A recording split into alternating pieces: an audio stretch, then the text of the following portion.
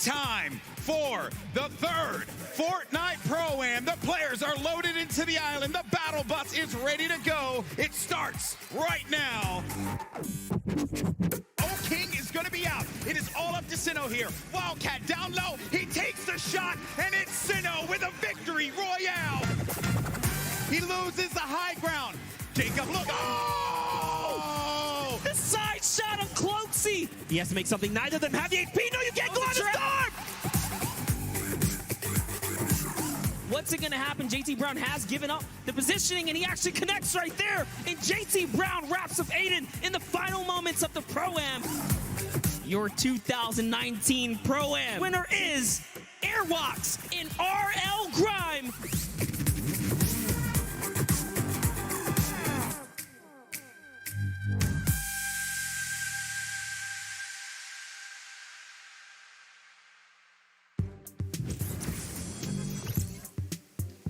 Ladies and gentlemen, boys and girls, Jonesies, Bonesies, and everyone in between, welcome back to the road to the Fortnite World Cup. We're on one of the last stops. We saw Creative and the Pro-Am get off the track yesterday in Bala. We're here today for the duos competition. Yeah, these guys have been competing since April.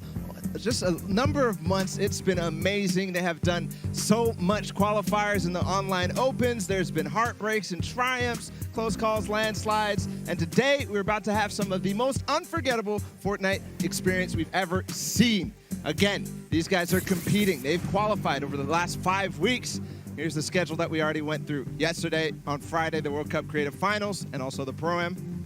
And it was amazing. The Creative Finals wrapping up in one of the most iconic ways, having Scissors, one of the legendary beginners, the death run who went through, the creator who is there from the start, clutch up in the final moments. You saw Zan there. Now today we will have the duos competition. Pre-show is going on right now, and the show will kick off at 1 p.m. Eastern, and then tomorrow we have the solos competition, as well as that recently announced Marshmallow performance that will be happening live. Yeah, that's gonna be crazy. Today, though, it's all about the duos. We had 5 weeks of open qualifiers. We already awarded $6 million to around the world for these players, and almost over 40 million players competed around the world to try to qualify for today. And we have the 50 best duo pairings. They will be going at their share of $15 million in the prize pool, and it is all about who is the ultimate victor, because for a lot of these guys, it's about the title. They want the crown of being the first ever duos world champion. They want to walk off that stage knowing they are not one of, but the best in the world. And we are going to get a chance to watch that here live. And more importantly, you're going to get a chance at home. You can check it out on Fortnite.com/watch for a uniquely tailored viewer experience. Yeah, it's awesome. I took a look at it yesterday. You could look at a bunch of different POVs, some from the first place currently, the second place, and just have basically a viewing experience that we haven't seen before.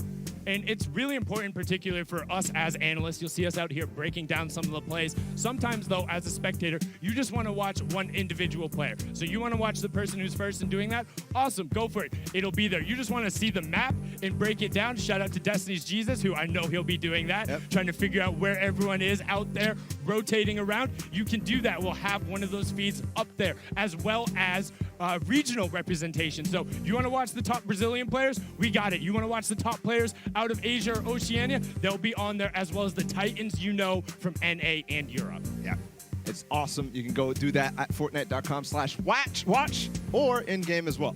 Yeah, it will be. Standings. Yeah, you'll be in-game. You can check out the event, and you can also have that picture-in-picture, so wherever you are, you can check out this amazing Fortnite action, and these pairs are going to be so good. Honestly, I was impressed yesterday with the Pro-Am level of skill, and everyone's like, wow, these endgames are ridiculous. Well, today is going to be not just one exponent, probably an exponent to an exponent of that. The level of skill is ridiculous, but enough from us now. We want to introduce you guys to the players. So we will have the first group now taking the stage out there. And in that group, we have Crimson Spades, Clicks and Skeptics, PF Zin and Nyx, Graham and Falconer, and then Lennon and Tyler 15. I mean, there's so much you could say about this duo, but particularly the one I'm attached to, PF Zin and Nyx. Nyx has been the star coming out of Brazil, the wonder kid. He has turned his heads, but so many of these competitors are on another level. Yeah, and I think a lot of people are keeping their eyes on Clicks and Skeptic because Clicks' rise throughout the Fortnite World Cup Online Opens has been meteoric. A lot of people are wondering, how is he going to perform on the stage? It's definitely a change in environment. Now, these were the Week 2 qualifiers coming out of NA East, NA West, and Brazil. But now on to our next group, the Group 2, which will be out of Asia, Oceania, and, whoa, apologies, just total brain fart right there. End up going through there, but let's get to that next group. That group is Bell, Scarlet, it's Benji Fishy and Mr. Savage, and it's Mongrel and Mitro, and Shinken and Stompy. So this group is absolutely ridiculous. It has some of the biggest names in Fortnite. And I mean, you can see them out there as well with Mexi and Scram, and then Cover H and Twiz. These are some of the European powerhouses, the first one to come through, but don't count out the crazy Raccoon Boys coming out of Japan. They will be able to pressure their opponents. I mean, these honestly are some of the crowd favorites. Everybody has known the announcement for Mongo and Mitro. They called it the loudest thing in Fortnite at the time, and they honestly have been making waves. Yeah, absolutely crazy. Stompy and Shinken, also Cover H and Twiz, which is very interesting. They're coming all the way from OCE. And don't count out Mexi and Scram, though. We've seen a ton of their gameplay. Scram has been the one to do ridiculous thing in solos, and qualifying in that first week, it was a very tough competition. And Cover H and Twiz, we got to talk with them a little bit, and then we also got to go travel out to Oceania, go down under, and get a chance to interact with these guys. Let's see what it's like over there.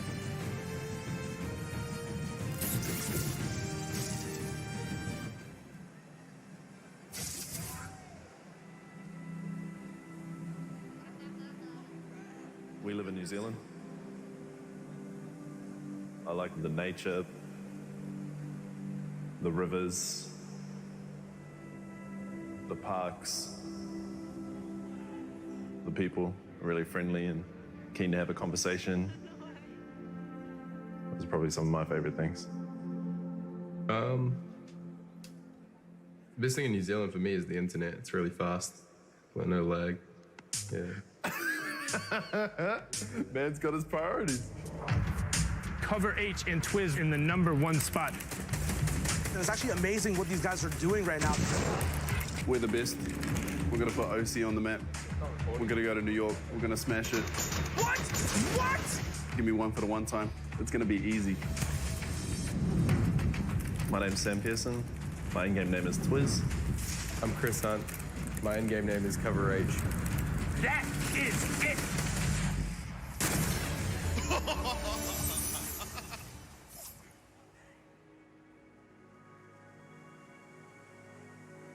Actually, what are we even doing? Ah, easy, man. Easy, step out of your comfort zone. Okay, now it gets steep. Good luck, have fun. You see, bro? We're pretty great friends in and out of the game. Twiz is like really like loud and crazy. He's like always cracking jokes. He's always doing something to make someone laugh. Look at this. Look at this beautiful place. He also forces me into situations I wouldn't want to be in, outside of my comfort zone. Yeah, hands off, brother.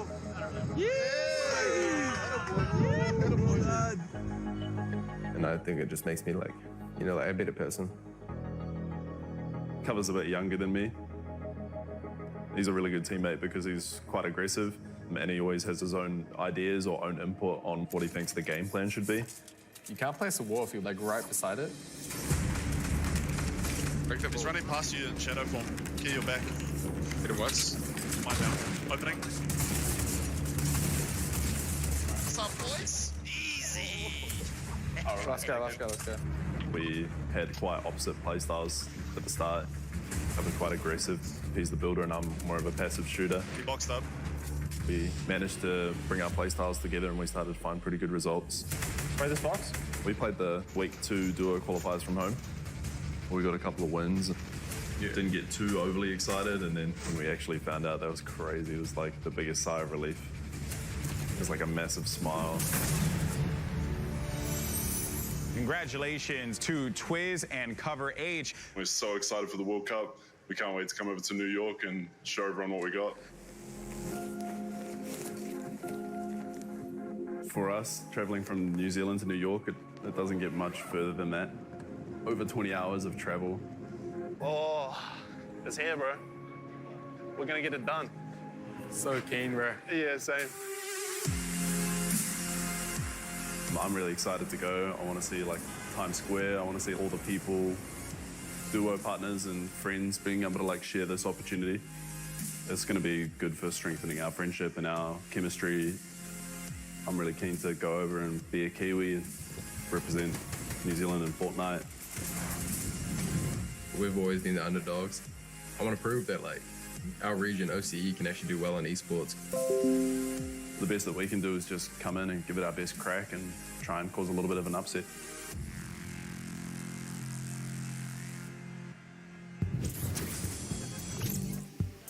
Love hearing from the boys down under. They're excited to be here. Recently signed by Warriors of the rugby organization, so they want to represent them proud on the stage, and more importantly, they want to represent for Oceania. They're saying, hey, we want to say we left it all on the stage and go with no regrets. Now, on to our next group. We have potentially one of the most veteran pairs in the game. It is Saf and Zate. Brush and Sizz Lucky, Leno and Burl, and then Nate Hill and Funk Bob. And every single one of these pairs is dangerous in their own right. I mean, Zate and Saf, they were thought to be the best of the best originally, back to back going on there. And I mean, ESL Katowice, first place going on, tons of online places, qualified for the FORTNITE World Cup a number of times as the duo, and Brush and Sizz Lucky as well, representing Tempo Storm, and they have been very strong in terms of their teamwork. Yeah, but I do want to say I think Leno and Barl are definitely an underrated pair. A lot of these teams coming out of NA West are so because they are so mechanically gifted, and they're doing things faster than I think anybody has really ever seen on this sort of level. So Leno and Barl, somebody look out for it. And they say they want to put NA West on the map. And after that, the last pair, we have Nate Hill and Funk Ball. They've been around for ages, second place at TwitchCon, been representing as a duo, and they work so well together. We're going to throw it down to the floor to hear what they have to say ahead of the competition. What's going on, guys? Jordan Fisher here, standing with Nate Hill and Funk. We've got two remarkably gifted duos here, which is fantastic. Nate, you are a bit of a multi-hyphenate. We can relate on that level. What I don't understand is how you've managed to balance training for something as high pressure as this while balancing the rest of your workload. What's that been like for you? I've kind of given that side of my life up for a minute just for this tournament. I've had absolutely no life except for training for FORTNITE for the past 2-3 months. So I guess there is no balance in between the two. It's just been all in on FORTNITE for this. Fantastic. Thank you so much. And then the two of you have been competing together for quite some time. Have your strategies kind of shifted while you've been training for this? Yeah. I mean, we've gone over like routes and like strats and where teams are dropping. So we've been like studying everybody and seeing what our best like option is. So it definitely has changed since the qualifiers, and I feel confident for the finals. Fantastic. Well, we're all very excited to see you guys do your work. It's going to be fantastic. Get up there and slay out. Thanks, Jordan. Thank you so much there, Jordan. And you can tell they're ready to play. They've been on the stage, and they're confident in their ability. Now, our next group has a number of players who you'll be seeing for the first time today, but you'll also be seeing tomorrow because they qualified for the solos competition. We'll kick it off with the Gambit boys, Flexi and Letwick, followed up with Crew and Chapix, Daedra and Miz of Gamers Origin, and then Nyrox and Aqua. Some of the best pairs coming out of Europe. The Gambit boys are known for being very aggressive, very pointed, and have fully qualified. So both of them playing not only together in the duos, but will be facing off in the solos competition. Crew qualified for solos as well. Chapix just barely missing it a number of times. The Valhalla Vikings duo is incredible together. They are honestly one of my favorites in terms of the duo side of the competition and deserve a lot more credit and notoriety than they get. Yeah, absolutely. And then Deidre and Miz as well. They played at ESO Katowice with Zayt and Saf that you mentioned before. They played incredibly well out of the French community. So we'll be looking out for them, the Gamers Origin boys. And then Nyrox and Aqua. More can you say about these guys? These guys have been on the rise, and a lot of people are starting to realize how good they are. They are incredibly consistent in one of the toughest regions, averaging one of the best placements. And additionally, we will see Aqua tomorrow as well qualified in the solo competition. We have a chance to catch up with them right before they take the stage. Jordan, what do they have to say?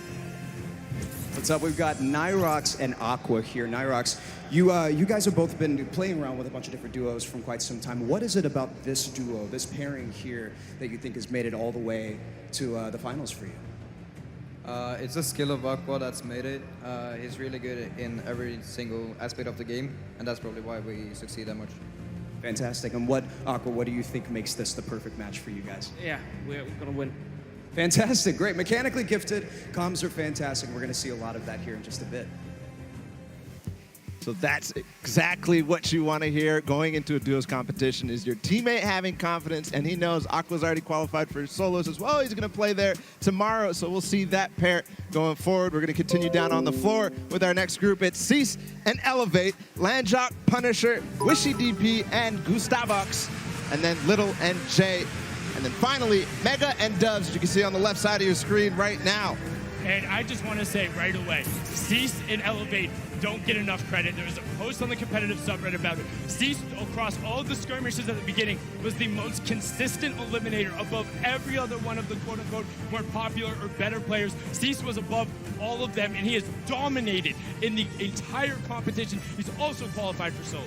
Yeah, and then Landjock and Punisher right after them. This is a duo that, again, also doesn't get enough credit, but hey, there's 50 of them here today. Landjock, one of the people that a lot of the community thinks has the best creative 1v1 skills in honestly the pro community, so we'll see whether he can convert that today. It's another stage. It's a lot of differences.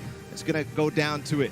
And then Wishy and Gustavox 8 are known for being very aggressive and executing pinch maneuvers incredibly well. If you isolate from your teammate for a second, and we're talking one grid space, they will take advantage. And then Little and Jay, the original S2 boys coming out of NA West, who said, hey, we might be young, but we'll go against anyone. We don't care who it is. We'll push you. We'll take your wall. We'll take the high ground. We are going to beat you. And then talking about taking the walls, Vala. Yeah, talking about taking the walls, Mega and Dubs are in this group too.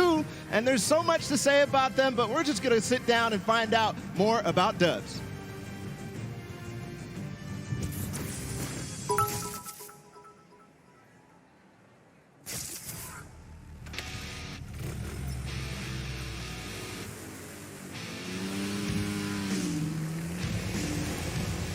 My name is Danny Walsh.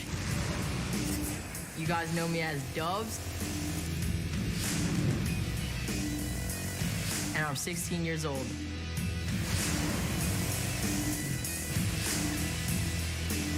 What I love about dirt biking is the freedom you have.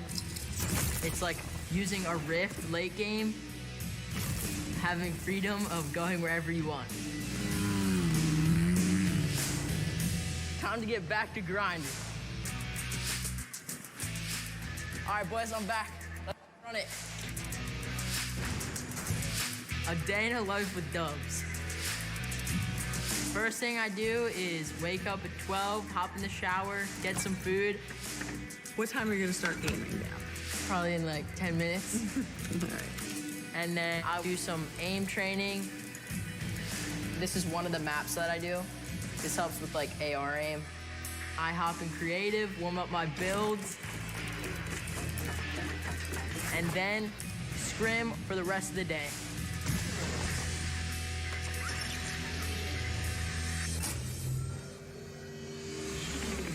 I was a skateboarder. I skateboarded every day. My brother, he taught me how to skateboard when I was young. I guess he thought it was cool because I was doing it, and I would take him to all the different skate parks I would go to.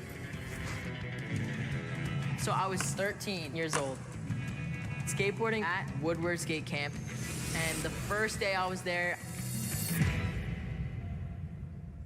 I ended up breaking my femur, which I then had to go get a cast. I was in the cast for about a year. It was a long road back for Danny. He was stuck inside. I had to do something, so he made him very comfortable and got him a good setup for gaming. That's how I fell in love with gaming, because that's the only thing I could do. I really never got him back on a skateboard after that, and he kind of found who he was. He really just blew up overnight. If I hadn't broken my leg, I would not be where I'm at right now. I'm a professional Fortnite player. Oh my, he picks it up. To the part below. Solos is my strong point. Okay, my heart's racing right now. You can dominate by going for picks or playing for high ground. The first time I qualified for the World Cup, it was crazy. People were shocked at what I had just done. He was not with an organization. They were thinking, who is this guy? He's got to be cheating. Nobody knows who he is. He was on a mission to prove them wrong. Dub said, look, I've qualified. I'm just going to come back and just flex on literally the entire region. To prove them all wrong, I qualified 4 times for solos and once for duos and joined FaZe Clan. Dub's consistently good. I play with so much confidence. I just love the game so much that I just want to put every minute into grinding, so I can be the best player I can be.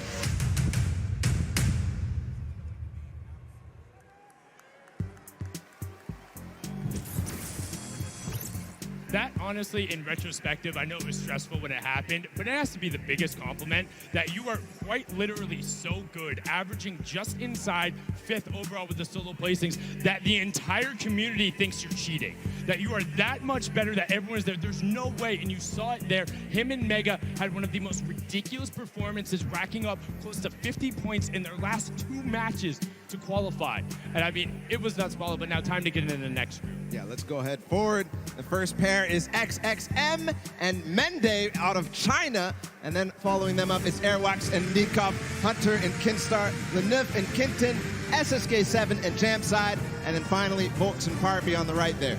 And XXM and Mende were the only Chinese team to qualify through the open track, and then Airwalks and Nikov, and then Hunter and Keenstar. The Solari brothers, the group, qualifying all within the same week, and Airwalks taking his repeat Pro-Am title yesterday with RL Grime, saying it was easy claps, 12 points clear of the South Korean duo. And then Lenuf and Quinton just recently being signed to Navi, representing them on the stage, looking to make a name for themselves, and they're hyper aggressive. One of the duos I think a lot of people need to look out for, though, is SSK7 and Jamside, known for their aggressive style of play, always fighting for high ground earlier than most people, and then not giving it up. Nobody is going to be able to contest them off high ground. They get tons of eliminations because of it, but we'll see if that might bite them here today. And you talk about insanely aggressive. Most people, you need to tag them and see shields broken or maybe white damage to go after them.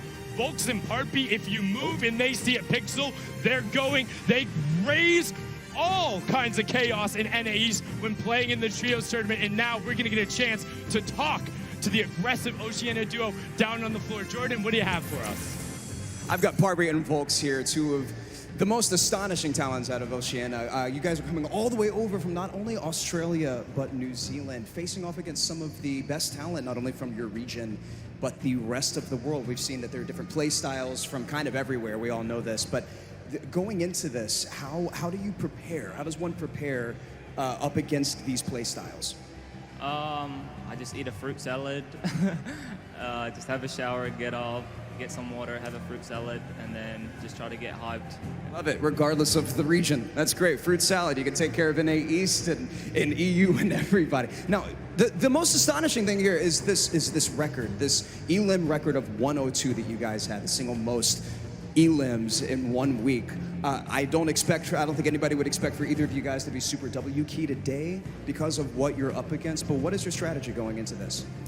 Just play slow and just hopefully make it to end game and just get hot. That's basically it. Beautiful. Well, we're going to see it here very soon. We can't wait. I'm disappointed that that routine of 2 fruit salads in the morning isn't going to give them the confidence to continue what we know and love about them, the W key mentality. I honestly thought he was just going to turn and look at Jordan and be like, W key, holding forward the whole time, but they know when to play intelligently and play for height. Let's get into our next group. Again, is qualifiers from NA East and NA West. We have Tetra and Eclipse, Ronaldo and Ziff, Sean and Aiden and Rote, DW and Blue Team. Now, I want to give a quick shout out to Eclipse in particular. I've hopped into his backpack a number of times personally when we had to do some tests, and they had a phenomenal qualifying week. And then Ronaldo and Ziff averaging some of the highest placements in the week they played. They popped off at TwitchCon, came out of nowhere where people were like, who are you guys, qualifying through in the first run, going to look to make a run at it here today. And then what more can you say about Sean and Aiden? I mean, this is a duo that we've seen time and time again, a favorite out of NA West that week. Then they came out of, they clutched up and did amazing things. Both of them took part of our Pro-Am tourney yesterday.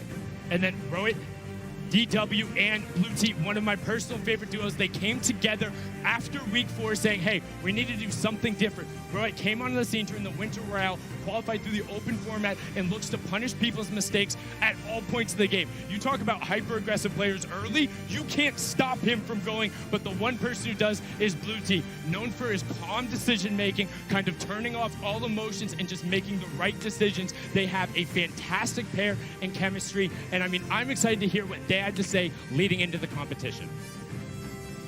It's going to be just absolutely amazing.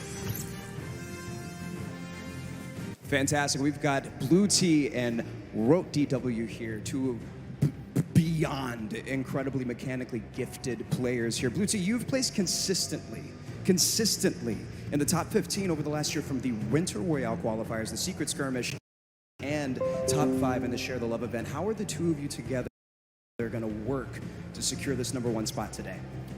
I'm just going to give this guy a bunch of call-outs. Make sure he's safe and alive, and once we hit late game, he's just going to slay out. Slay out. Slay out away. We can't wait.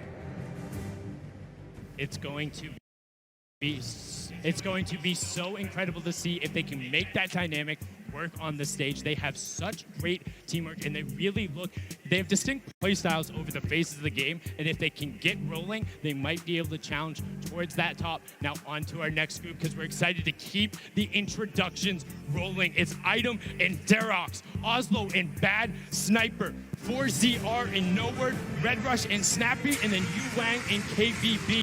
This is a bunch of guys out of Europe, and then the Chinese qualifiers coming out of the Tencent track. And I mean, some of these guys are incredibly skilled. Item and Derox with that ridiculous 41 elimination victory royale during the semifinals, and then they carried over the performance into the Sunday. Yeah, one of the only times we saw actually consistency from the semifinals carry over into the finals. But another team that actually started breaking through in the finals towards the end, which led them to qualify, as Oslo and Bad Sniper. And I think something very interesting about this group, or this duo in particular, they're going to be contesting at Tilted Towers, and they are very proficient at doing so. They will be in the fray, and if Bad Sniper gets a sniper in his hands, here's a joke. His name online is actually not Bad Sniper, because he hits all of those shots. Will be looking to make them pay. Now, 4ZR and Norwood, also another very aggressive pair, but kind of just like to chill out at times. They like find themselves on the edge, take the rifles. If they know they have an advantage, they go. We've seen them before as well in the Winter Royale. Yeah. And then on the bottom right there, Yu Wang and KBB, they came out of the Tencent track, which was a competition that was hosted out in China. And so I think a lot of people didn't see those games and don't really know what these two are all about. Let's continue and find out more about them.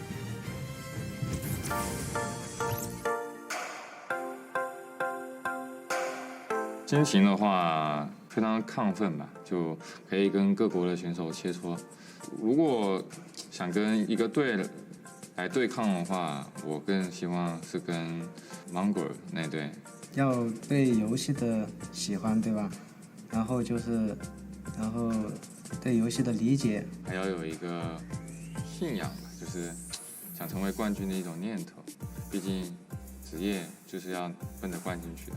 喜欢这款游戏，然后对游戏的理解程度，然后对自己的技术非常的自信。心情就感觉跟做梦一样，但这一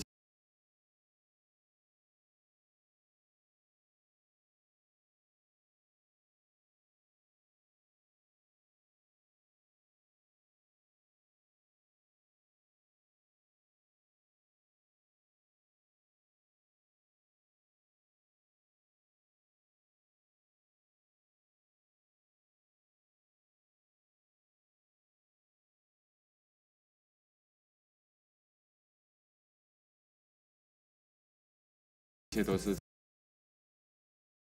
靠自己努力得来的，就非常的好。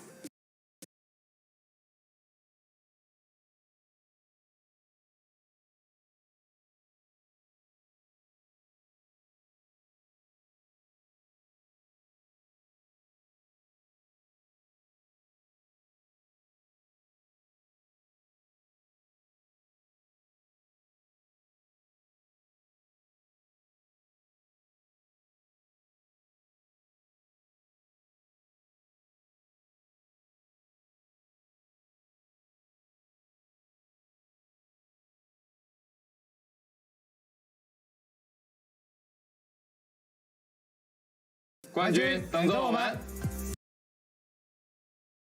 To do it because they came together at the last second as well.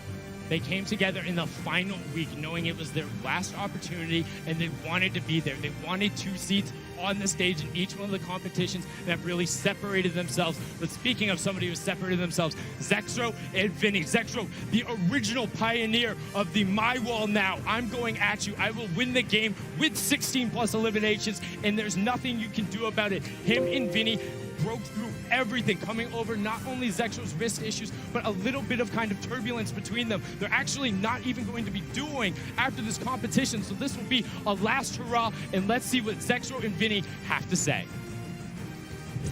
We've got Vinny and Zexro here. Very excited to see you guys. I know that a lot of people are thrilled and excited to see what you guys have planned for today. And you both have been competing both very well in duos and solos over the course of the year. How do you think that the competition today is going to compare to the rest of the competitions that you've had leading up to the scrims, whatever the case may be? For sure, the competition's definitely going to be hard today. Probably the hardest competition yet. But I'm very confident for us to succeed today. So awesome. Well, we believe in you guys. Now, Zexro, you told us after qualifying for the last week of duos that you were suffering from some tendonitis. Preparing for a competition like this, especially at such a high caliber, there's got to be a lot of stress involved with that. How have you been physically preparing for today? So basically, I didn't really play much, and then I would just mod review and everything. I would just play on the qualifier days, take a lot of a leave, you know, and then it started going away at the end, and then qualified, so we're chilling. Fantastic. Well, we're all really excited to see you guys. I know that a lot of people are, a lot of TSM fans here and all over the world. It's going to be a great day. There you have it. It's proof that it's not all about just grinding and playing all the way through. You got to do your VOD review. You got to take care of your body, get those wrist stretches in. That's Zexro's story there. We'll see how they perform today. We've got one final group of duos to let on the floor. It's going to be Serpent and Hype, Wolfies and Rojo, Skype and Vato, Borwins and Tux, Kluja and Thomas HT, and then finally Puzz and Ming. I mean, there's so many players in here you can call out. Serpent and Hype were the original. Can you translate it to Sunday? They won so many of those semifinals, and in the last week, were able to do it. I got an opportunity to actually talk with Rojo in the practice room, and he says he's excited to be here, wants to play, wants to get on the stage, and knows he'll be able to enact their game plan. He wouldn't tell me what it was, and I wouldn't leak it anyway. Though the stream duo, kind of a little bit of parity there between Vinny and Zexro. Skype battling a ton of wrist issues and then able to overcome it, and I got to speak with him as well, and he's like, I'm just happy. I'm glad I'm here, man. And there was a fantastic post he did about it. Yeah, he had that Twit Longer where he basically went through how he lost his confidence because of his wrist issue and then gained it back because of the support of all you guys at home who supported Skype through his journey, and the French community doing so as well.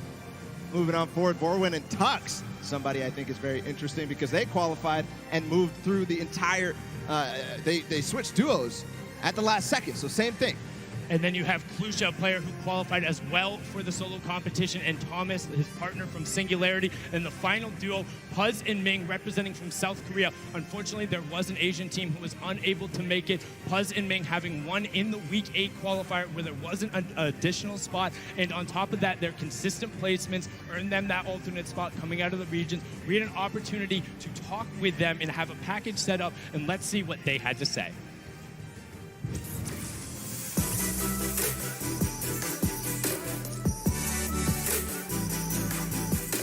저는 밍이라고 하고 이제 아시아에서 진출하였습니다. 저는 퍼즈라고 하고 아시아에서 진출한 사람입니다.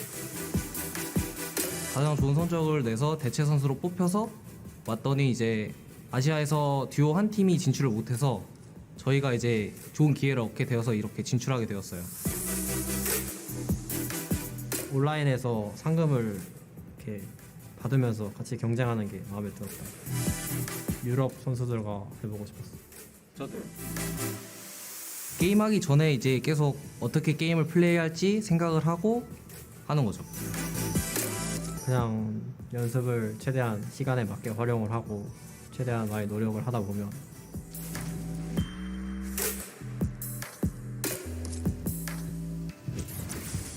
I mean, I can only imagine what is going through their heads. First, taking the top spot in a week where there wasn't a qualification spot, and then having one of the most consistently best placements, then being chosen as an alternate, and finding out you're going to be competing, having a chance to represent Asia and South Korea here. And they are very good. They're known for playing aggressively, trying to find a side of a zone, box themselves up, and get some shots towards the side of the rotation. If they can get that position, don't expect them to not be dangerous, because they will make some waves, and that's the competition.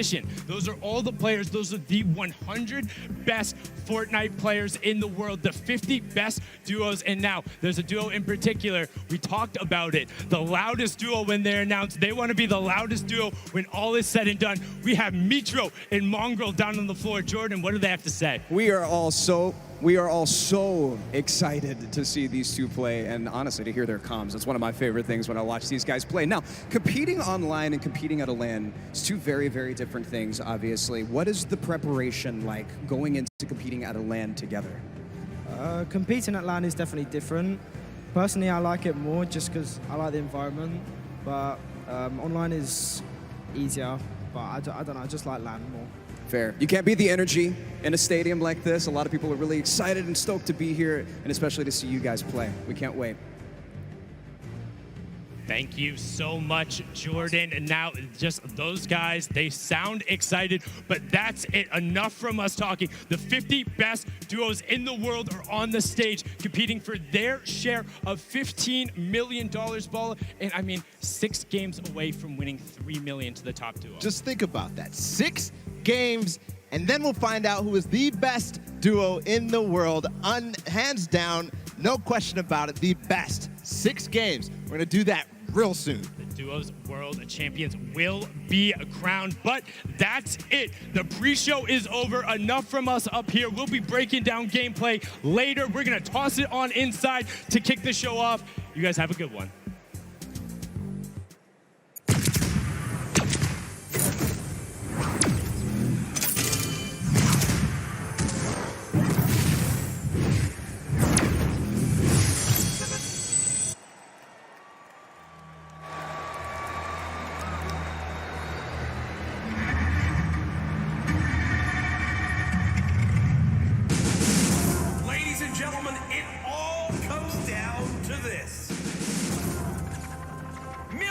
Watching across the world on the biggest stage. Every single player out here, an absolute gamer, Jack. We've never seen anything like this.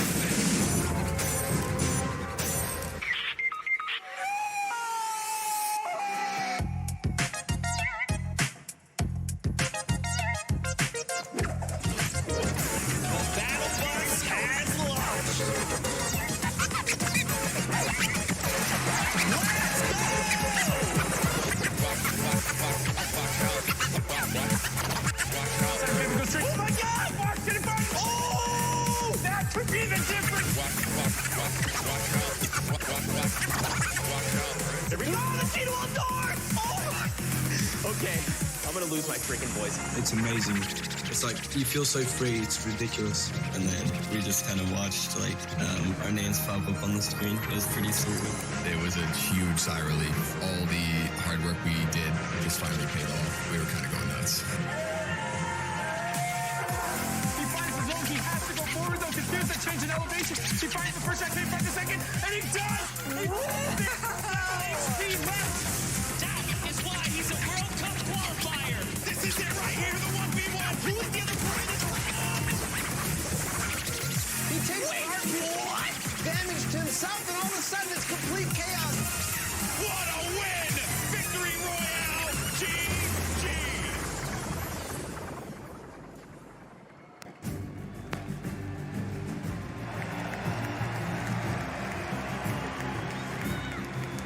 Ladies and gentlemen, this is the Fortnite World Cup Finals live from my hometown, baby, New York City. Where you at? Where you at? That's what I like to hear. That's what I like to hear. This is it, people. The moment that we've been waiting for. 10 weeks of competition leads to this. I'm your host, Golden Boy, and I couldn't be more pumped to be here because we're about to see the greatest Fortnite players in the world go up against each other in duos competition. Millions in prizing on the line, and most importantly, what's right behind me, the championship, the trophy, and the first ever Fortnite World Champion. We're gonna crown that today, and it's gonna be awesome. And I wanna know if everyone here in the Arthur Ashe Stadium, are you hyped? Are you ready? You know what? Maybe I can't do the job. I think this will do some justice.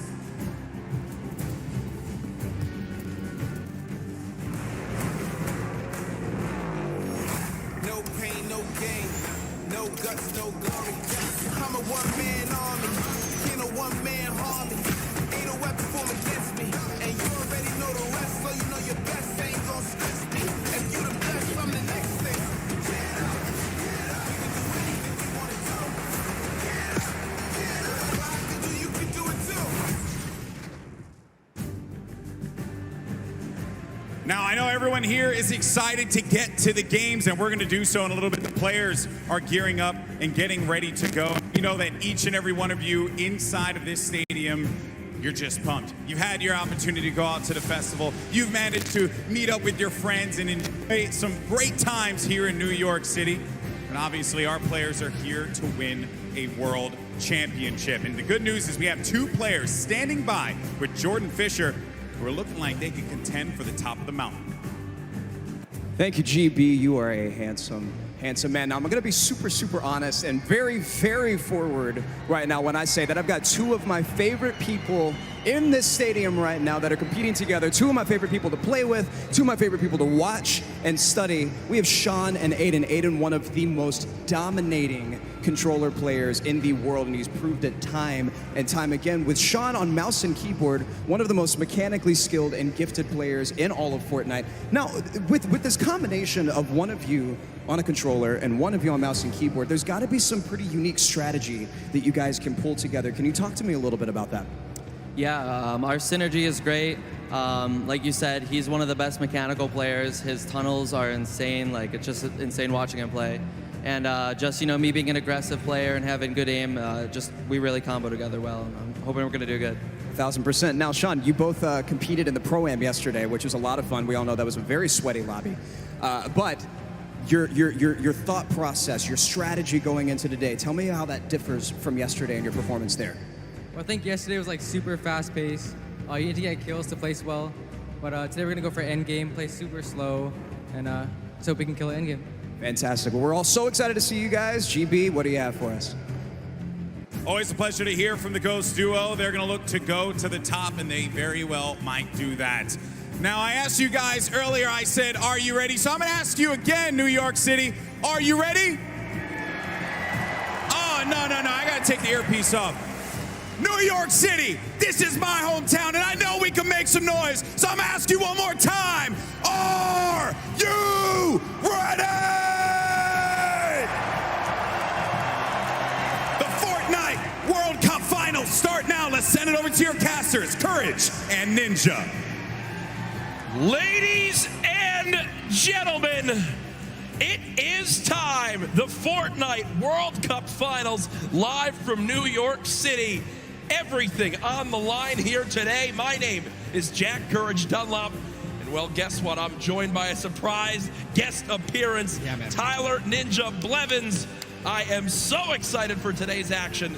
Ninja, dude, the emotion here is insane. You have no idea, man. These guys have been playing for months, practicing, doing nothing but thinking, eating, sleeping, breathing Fortnite. That's it, and it's all led to this. I know the nerves absolutely at an all-time high. I'm nervous right now. I'm just casting. I'm not even playing. Meanwhile, they're paying for $15 million, but it's not your normal Fortnite rules we're going to be playing today. Let's take a look at the format, catch everyone up to speed. I know a lot of new eyes will be on Fortnite competitive today. And Ninja, here's the format for points. So, this is duos. If you place in the top 15 duos in this game, they earn 3 points. Top 10, they earn 5 points. Top 5, they earn 7 points. And finally, the Victory Royale, they earn 10 points. Now, those points cannot stack, meaning in a game, you can only get a max of 10 placement points. Also, 1 point per elimination. So finding that good balance between elims and placements will be very key. Here's the prize money breakdown. And Ninja, you've been involved in competitive gaming for a long, long time. Have you ever seen anything like this? No. I mean, you're looking at first place, $3 million. I mean, heck, I'd even settle for third at 1.8. settle for 1.8. Settle. I'll settle. No, we've been playing. We've both been competing for a long time, and I've been competing for almost 10 years. Prize pool's never even come close to this. This is life-changing. Yeah, absolutely mind-blowing numbers right there. Again, everyone who made it this far, $50,000 in their pocket, but their eyes are on that top 10. They want to jump up that prize money ladder. Again, we are live right now from the Fortnite World Cup Finals. There are so many talented players here today from across the world. We want to hear your thoughts on Twitter. Use the hashtag Fortnite World Cup. Really, anywhere you can use hashtags. I know we both have our predictions, though. Oh, absolutely. You want to go first? No. You go first. Who for you is your standout that you're looking to see if they can take it home today? Dude, man, I mean, I gotta give it up to Mongol and Mitro. I think they're gonna definitely close it out. They've been. I really am just super interested to see how they play. I've been watching a lot of their World Cups after they've already qualified. Hands down, one of the most aggressive duos throughout the qualifications. But are they going to do that here? Are they going to go for placement, or are they going to still W key like they've always been doing?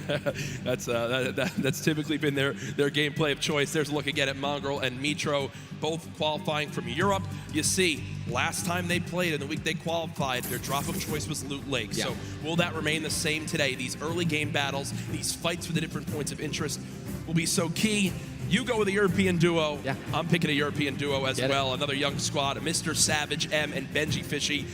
Dude, Mr. Savage M is cold-blooded. Every time I met him, I'm scared of him. They're absolutely insane, as you can see right here on your screen.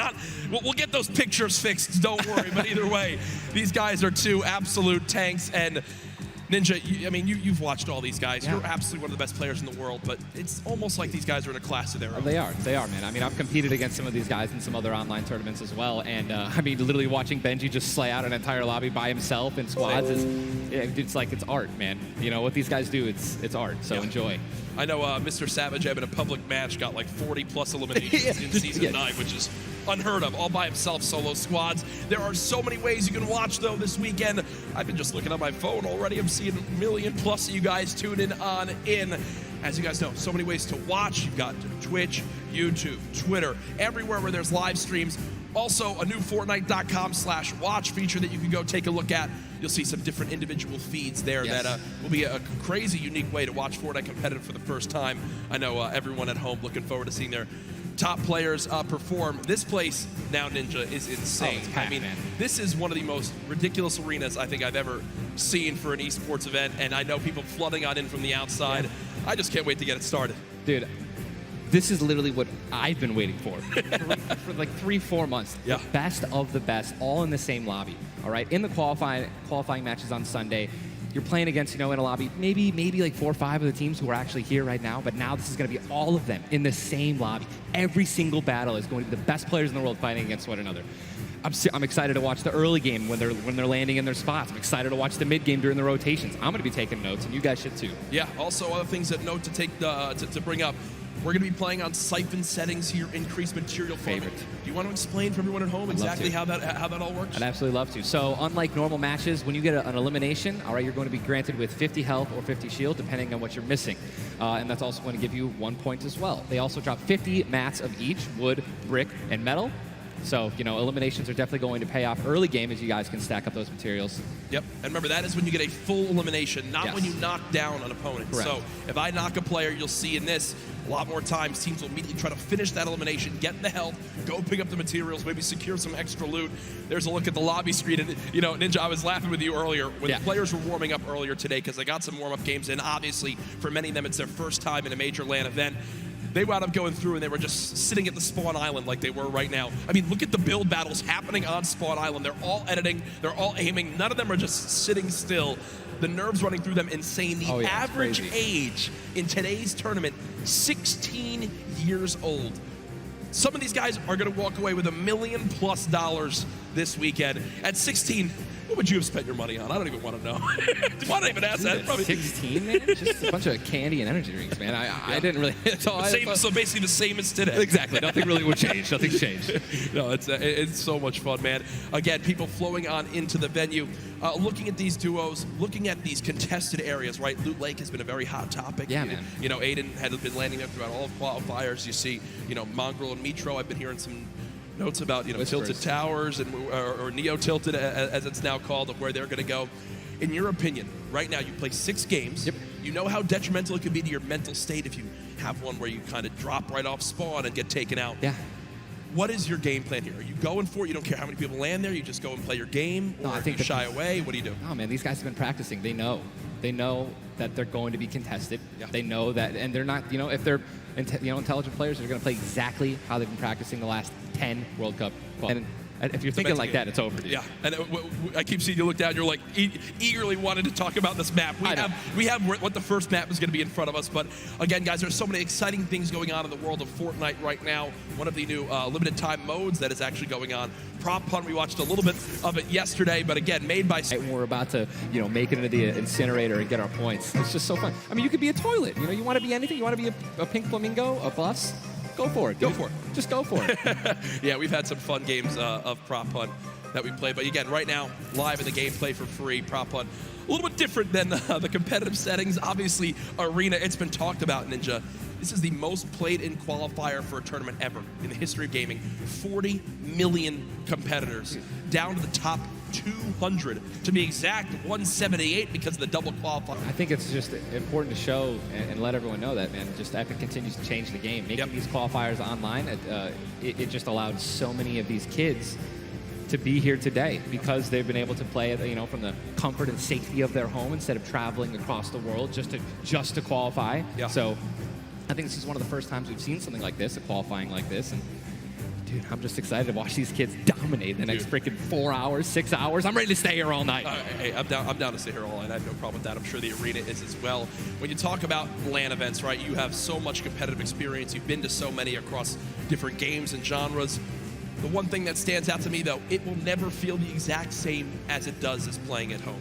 So for these guys, what are some tips that you can share you think that they should kind of take into account as they're playing, maybe on LAN for the first time? Well, do what I always tell people when they're saying, you know, hey, Ninja, I'm going to a tournament. Any advice, right? You know, it's, dude, do exactly what you do at home, all right? If you wear socks and, you know, no shoes at home, that's what you're going to do. If you don't wear any socks at all or you wear sandals, you wear that. If you wear nothing but sweats and PJs when you're gaming and practicing, that's exactly what you should be wearing right now when you're competing, right? Yep. Don't try to change anything up. Drink what you normally drink before the games, water, energy drinks, whatever the case may be, or, you know, eat what you're going to eat. Do not change anything up. It's very important to get in that mental state of what you do and how you've been practicing the entire time at home. I've even heard of stuff as far as like don't change your sleep schedule and what you're Absolutely. gonna do for this. Like literally take it like it normally is. Now, again, we talk about how there's $30 million on the line in the Fortnite World Cup Finals across today and tomorrow, but there's already been $3 million in prize money given away this weekend. That happened yesterday at the Creative World Cup Finals. Let's take a look.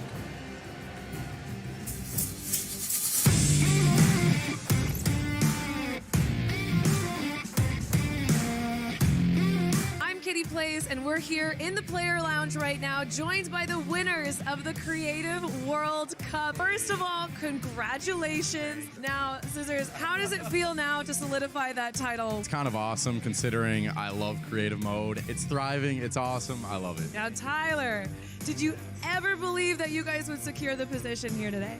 Yeah, I always knew we had it in the bag. You know, we're the week 1 qualifiers. We're the most stacked team. There was no competition. Just when the last map was a death run, I knew we had that in the bag. We got some good players here. I knew Zan would clutch up, and he did just that. You could tell he lifted the finger. He said, we need 1 coin. Just grab this coin right down here. If he can do this Zan, without being eliminated. Here it is. The win.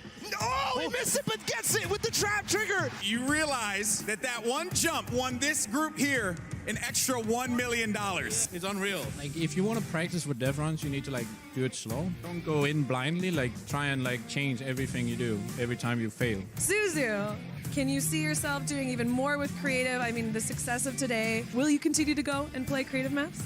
I think I would definitely stay consistent with creative because I feel like there's a lot of potential in creative still. And yeah, definitely this is my thing.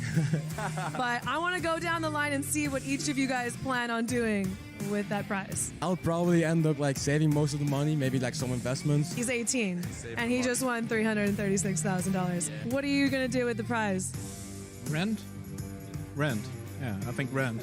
I'm gonna be responsible. I'm gonna save my money. I am going to be responsible and probably just invest most of it and try and get even more money back. All right, guys, congratulations again. Absolutely outstanding job. Thank you guys so much for tuning in, and I cannot wait to see what the future of Creative Fortnite looks like.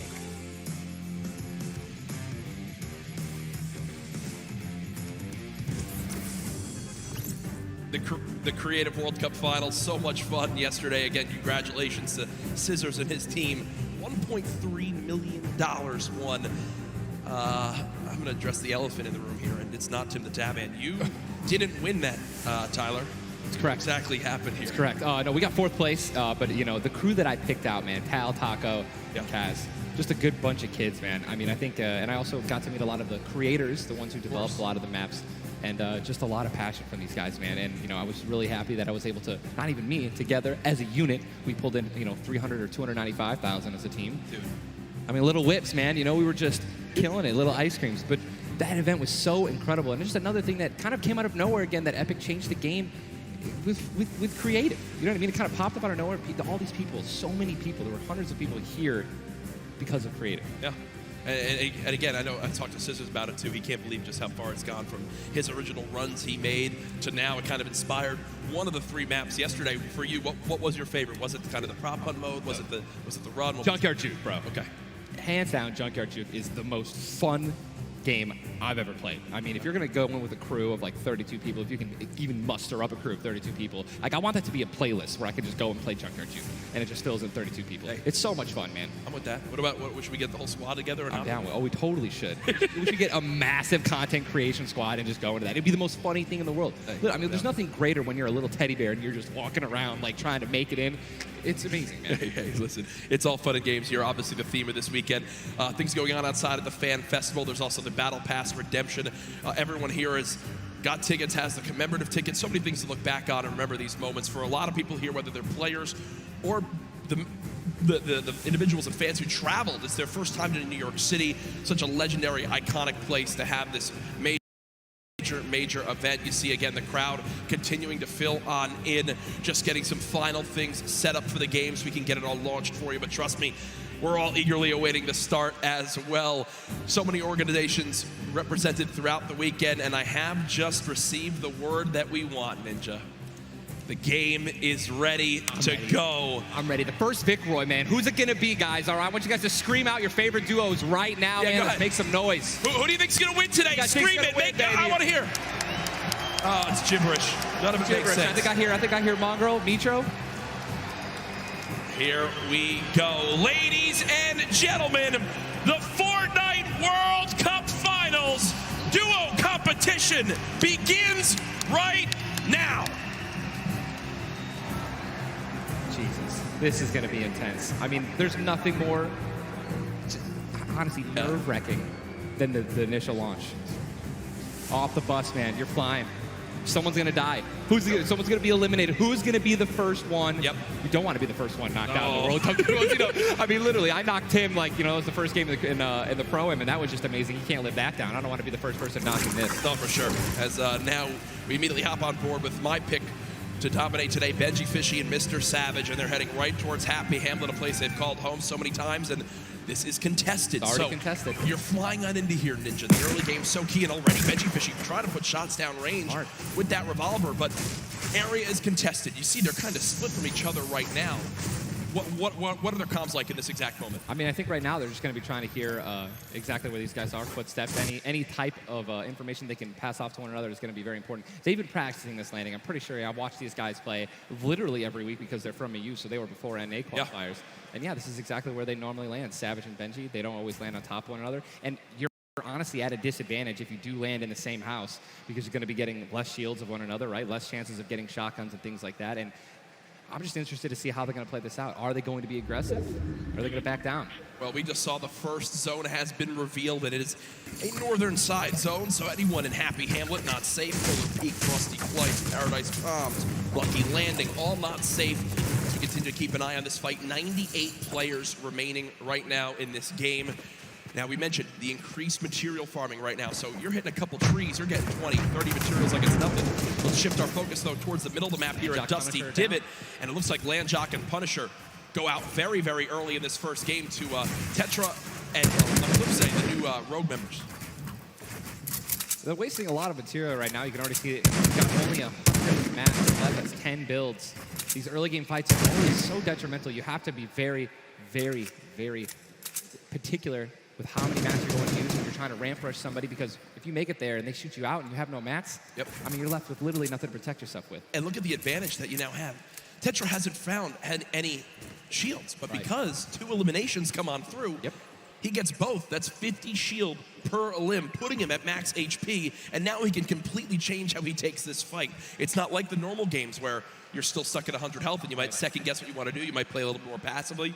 No, because of those early elims, they now have Dusty Divot to themselves. They pushed out the Asian duo, pushing towards that top Dusty Divot side of XXM and Mend, and now they're sitting pretty. Divot all to themselves. They've got metal galore here, as well as wood. The one material that really be lacking is going to be stone. Yeah, definitely going to be lacking stone. They can get a 500 metal, which is going to be their most valuable asset here, landing in Dusty. What I'm just interested to see is, you know, they have no rotation items when you're looking over there, so hopefully they find something that's going to help them rotate later. There are no balls that spawn in Dusty, so no ballers. It's going to be very difficult to make it to the late game if you guys don't have some sort of crazy rotation. Shadow bombs, anything like that. Here's another fight going on towards Fatal Fields, and with how little materials there are, you got to think these players down low who are already just on light HP are in a tough spot, and there it is. Scarlet and his duo, Bell, get the quick elimination onto Brush, and that's going to push back Brush's duo into Fatal Fields and try to hide for a brief moment. Another rough start right there. So much stone in Fatal Fields. I feel like Fatal Fields is a underrated landing spot. I think you can get everything at Fatal Fields. You definitely get wood and brick very quickly, and then there's definitely some metal that you can gather around. You know, there's a bunch of cars and things like that. Some tractors there in the sticks. But listen, man, I'm really curious as to why they're not pushing Sizz. Well, it's kind of a double-edged sword too, because yes, Sizz is by himself, but we've all experienced how easily you can hide in that brush there in the cornfields. And Sizz Lucky, these top players who land Fatal Fields know how to actually navigate the loot in the corn without breaking the corn. So I need to break the corn every time. Right, same. I'm not good enough to know, but there's a certain path you can go on, and Sizz Lucky will actually be able to go back and pick up Brush's card. So this is key. You think you should go Reboot for it? Vans, remember, when you get brought back, you only have 100 HP and a common pistol. That will bring a lot of attention over. If you are Scarlet and Bell, are you sprinting back over that fight? I think so. Now across the map, though, an engagement going out between KBB, Yuang, and their duo up against Vinny and Zexro, and there's the knock right there, Ninja. Drum shotgun's very powerful. It's definitely underrated. You can get inside somebody's 1x1 right there. I mean, there's another knock with a drum shotgun, just absolutely wreaking havoc. Yuang trying to take this wall. I think his teammate is not going to be able to stay alive, so it's going to be Zex and Yu. He's got the shield advantage. All he has to do is play this patient. I'm pretty sure that these guys don't have that many materials, so just needs to spray it out and hopefully find a chance to take him down, but he's healing up. Yeah, Zexro has minis as well as big shields, so we'll be able to get back to full shield. And Yuang now in a tough spot. Do I try to go? Zex definitely can interrupt this now. He took too long to start going with the res, but it looks like he's just going to be going for the reloads, taking his time, and he might be dipping out, maybe trying to... He's definitely staying aggressive, but he's going to get the revive off, and now it's a 2-on-1 again. Zexro staying confident, though. Knowing right now, still at over 150 HP. The teammate has to be at 30 health. The wall comes through, trying to spray it, and it's not going to happen. And you see Zexro right there, hands right to his head. Some solid damage done, but Yuang dropped down to 59 HP. But with that elimination, we'll bump back up to over 100. Very, very close right there, Ninja, with the drum shotgun. Very important is checking out the Storm right now. A lot of these players, there's a lot. You guys can't see the screen, but there are plenty of people who are outside. They're going to have to start their rotations in. And this is actually where a lot of very talented players with their aim can clean up a lot of kills. This is actually my teammate and I's reverse. Our strategy was to try to get in those spots where you can beam people who are going to be flying throughout the sky using a lot of the slipstreams and just taking advantage of, your incredible accuracy. A little update, too, on Sizlucky. They did get the reboot in Fatal, so they're both back in play. Look at how slow this lobby is going, folks. 92 players left, and a definite fan favorite here. Nate Hill and Funk of FaZe Clan currently set on up near Lazy Lagoon. And Ninja, this is your landing spot that you went to with your duo reverse. What are maybe some little tips and tricks for players at home who like to land here? Yeah, all right, so there's, if you go on the boat, on the ship, every single one of the masts is like worth 200 wood, so you definitely want to go for those and easily get max wood in arena in probably less than 10 seconds. And also there are some metal anchors in town that you can get for about 300 metal, which is, like the most valuable material that you can get. I mean, I'm just 91 players. I mean, have we talked about Storm Surge? I mean, we haven't yet. I was going to let that be a bridge when we cross it, but because 91 people left. I mean, how soon is it going to be? We're going to have Storm Surge in every game. Yeah, I mean, it's going to be like, this is going to be nuts. If you guys don't know what Storm Surge is, basically the team that has done the least amount of damage is going to start taking damage until they get above the damage threshold. Yes, and it tells the players on their screen what the damage threshold is. If you're used to playing at home, you probably have never experienced Storm Surge in a normal game, but it is very common in competitive because everyone wants to last until late game, earn those extra points, and wind up getting those placement points to come on through. Watching Letwick and Flexi right now, it's so scrappy, Ninja. It's not your normal game where you get to loot up and freely grab everything you want. Here, I mean, look at the inventory. A common heavy assault rifle, 2 heavy bullets.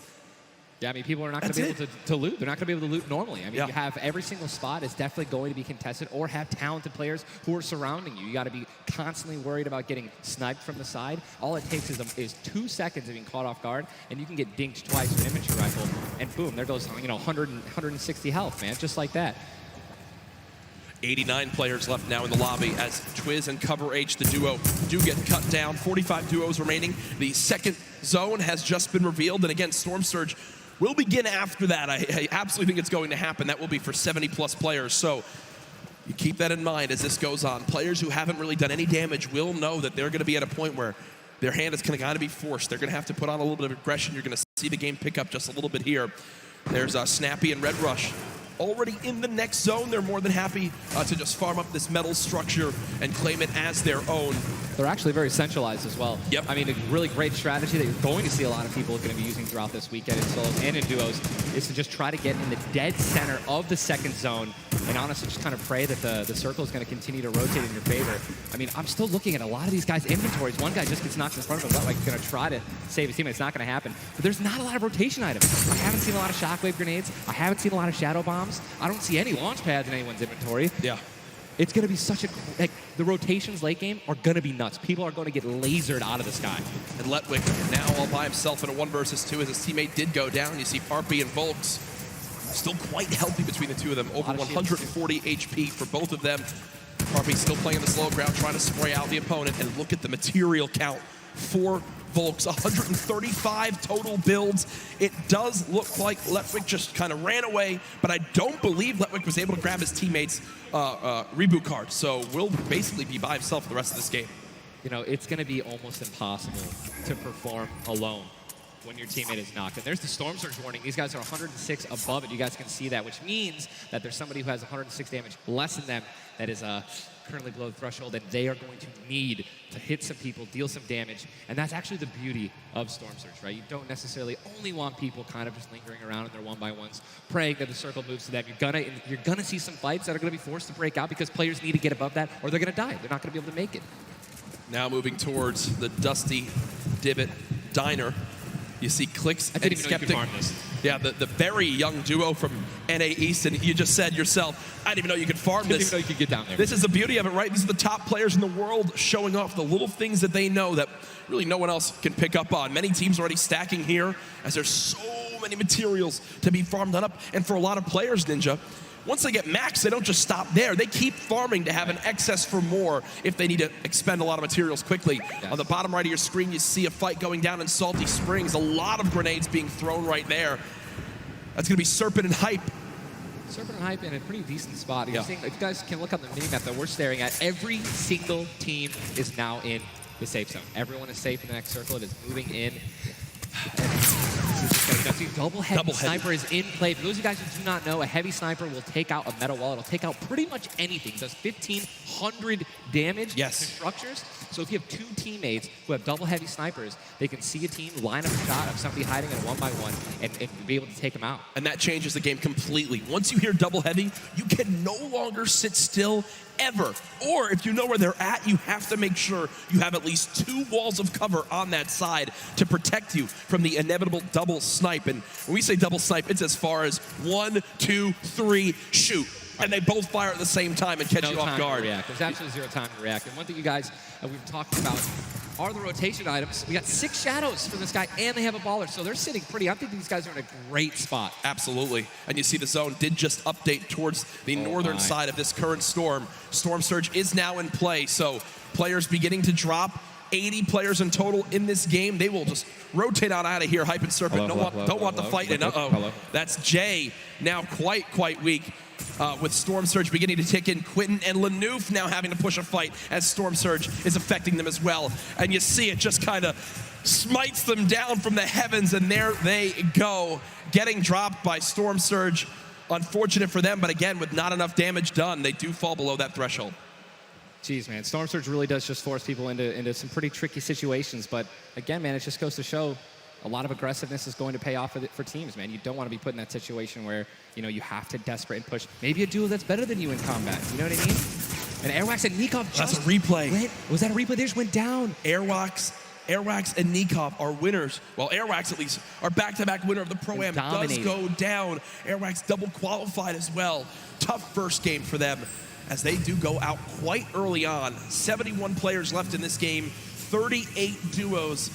Again, it's a slow crawl as everyone begins to drop. Have you ever seen anything like this in competitive No, Fortnite? I think that the only time that we saw numbers like this were when the circles they didn't really chunk that much, and they were more centralized in the beginning of competitive. So really no one had to rotate that much and no one had to fight. So now that these circles are really just kind of moving around the map, you can't really predict them. I mean, you're getting these players who have, again, the great aim, and they're just beaming people who are focusing on trying to rotate into the circle. Now look, there's so many people coming from the south right now, and it's just free kills if you guys are in a top position with solid aim, man.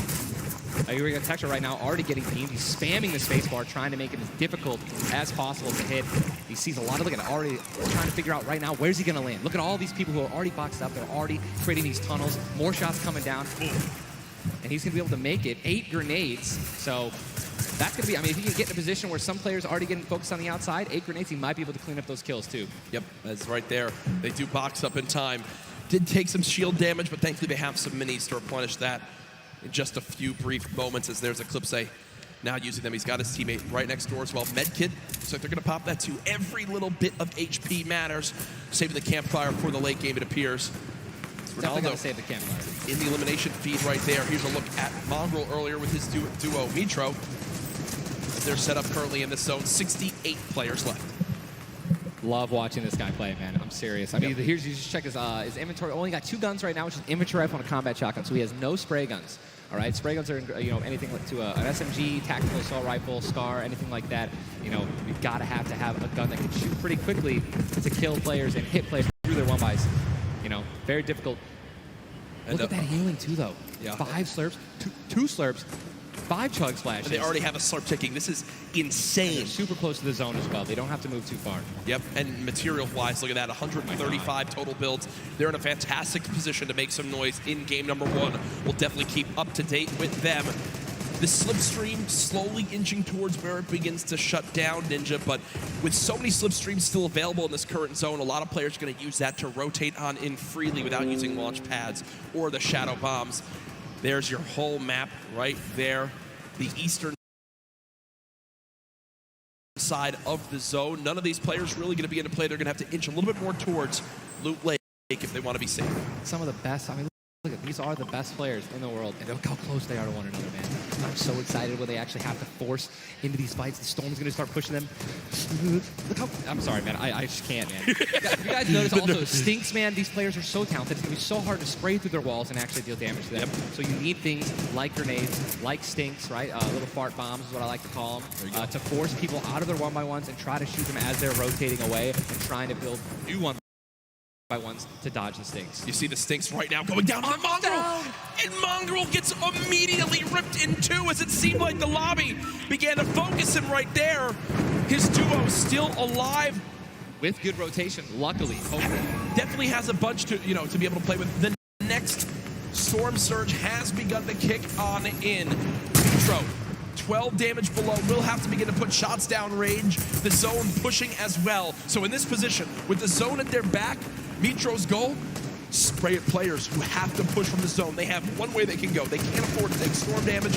They've got to push right out of it. Mitro knows that. Now begins the fire. Dubs just below as well. One of the players who qualified multiple times through solos and then once in duos. They also have some great rotation. 2 ballers still intact.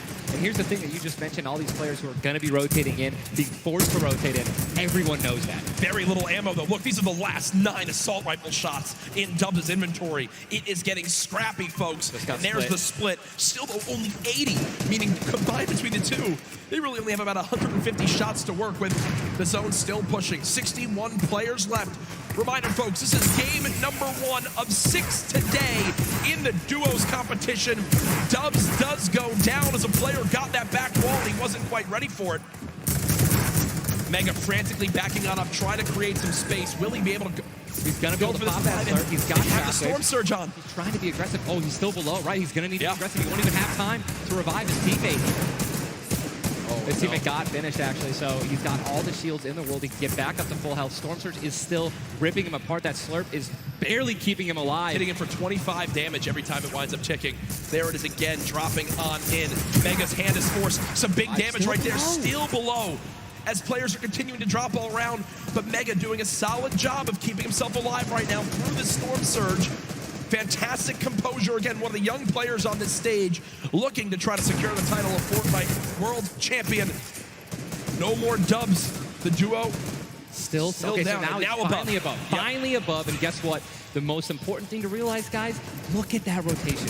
Yes, he's alone. Yes, his teammate's down. But he has an incredible kit to not only make it to late game, but maybe even clutch this win out. He dropped the shotgun. Okay, there you go. Got the combat shotgun, one of the greatest shotguns to have late game. Does incredible damage, long range and close range. And all the guys, the circle just rotated now into the storm. Massive amounts of distance needs to be covered. This Storm Surge is insane. It's still going on. Finally taken out. 52 players left. And this is where things are about to get serious, guys. Thomas drops some ammo right there for his teammate, Inclusia. And you see Thomas, that epic infantry rifle, one of your favorite weapons, Ninja. What is so good about that assault rifle? It 100% rewards pinpoint accurate players, right? There's no bloom necessary. Your marker, your aim is right on their head. Boom. You're going to get that headshot. You're going to get 80 points of damage. And there's now the upgraded versions, the Legendary and the Epic, have 10 shots instead of 8. So, I mean, it just packs a punch, man. It can really catch players off guard. And that's exactly what you're going to need when you're playing against these top players who will literally build and protect themselves when they get shot once. Folks, there are 45 players left in this very, very small zone. We are now on our 6th storm. You see it's about to begin to move, and players will frantically have to go across the map. Zayt and Saf right now discussing exactly what they should drop, pulling up their map, looking exactly where they have to go. 44 left in this one. We already got people using shockwave grenades, guys. This is a very far rotation for the second movement circle, so this is actually going to move very quickly. These people are going to potentially get stuck on their launch pads because of so much frequent building. It's going to be nuts. And who's going to try to take the high ground? Because after this first circle goes, this is where people start to only try to use the high ground. And we know high ground is everything in competitive Fortnite late game. Everyone frantically moving away from the common enemy of everyone, which is that storm circle. Macwood taking zone damage. Daedra as well. King slowly bouncing on through with the Shadow Bomb. And does land. Storm? Yes, but taking no storm damage, just playing right on the edge. Yeah, right on the edge of the zone right now. Will just stay boxed up for a brief moment. As now there's 36 players remaining, stomping the elimination feed. Arkram now goes down as well. You can see the elimination feed on the top left to keep track of your favorite players. There's so much is going on. This is what tunneling is. When you hear players mention tunneling, this is it right here. You move with the zone, you tunnel your way in, give yourself cover, but not a lot of materials left. Only 22 builds, and this zone is stacked. But look who's on the high ground. It's Mr. Savage and Benji Fishing. That would be your 2 picks, so good for you. All right, I have to owe you a bet there, man. That's that. All right. Mongo, unfortunately, do we still end with Nitro's still alive? I mean, listen, people are dying left and right, being eliminated. More Savage just used another shockwave grenade. He already had high ground, though. The question is, are people going to try to take it? You know that if you really want the chance to win this, you're going to have to try to take the high ground off them or have a rocket launcher to just take them out of it. This is so weakened. Mr. Savage just looks up and beams the player out of the air.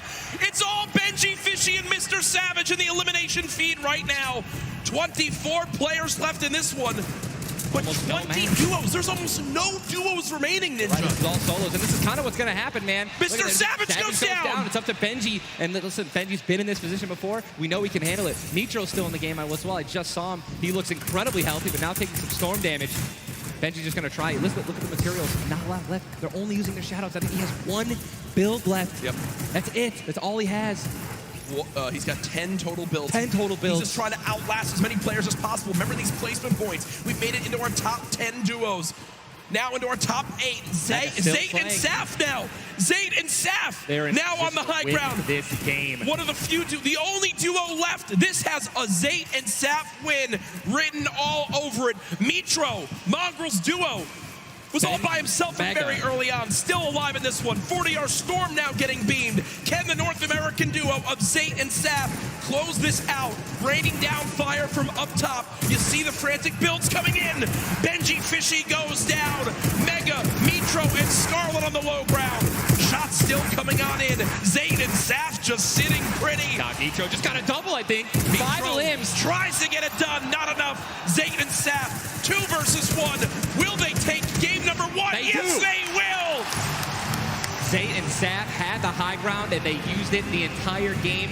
Rain fire from above. We're able to make up 5 limbs plus 10 placement points. That's going to be 15 points. Game 1. Talk about a monster game number 1. You saw the immediate reaction. They know how key that was. And I've watched so many games of competitive Fortnite, Ninja. They were the only duo left with still like 18 players remaining. When they get the high ground like that, they send 1 player down to get close. Scarlet was already weak, and there's just no shot. In the end, the veteran players of Zayt and Saf take game number 1. And you know, Ninja, that was a big topic of conversation. Players with LAN experience, players who've been around the Fortnite competitive scene at these major events for a long time. Will they let the nerves get to them? Guess what? The answer is no. Zayt and Saf take game number 1. Kept their composure. It was absolutely incredible to watch, man. And seriously, these guys have been absolutely dominant in the World Cup qualifiers online. And it's only fair that they continue to show their dominance here at the actual World Cup stage.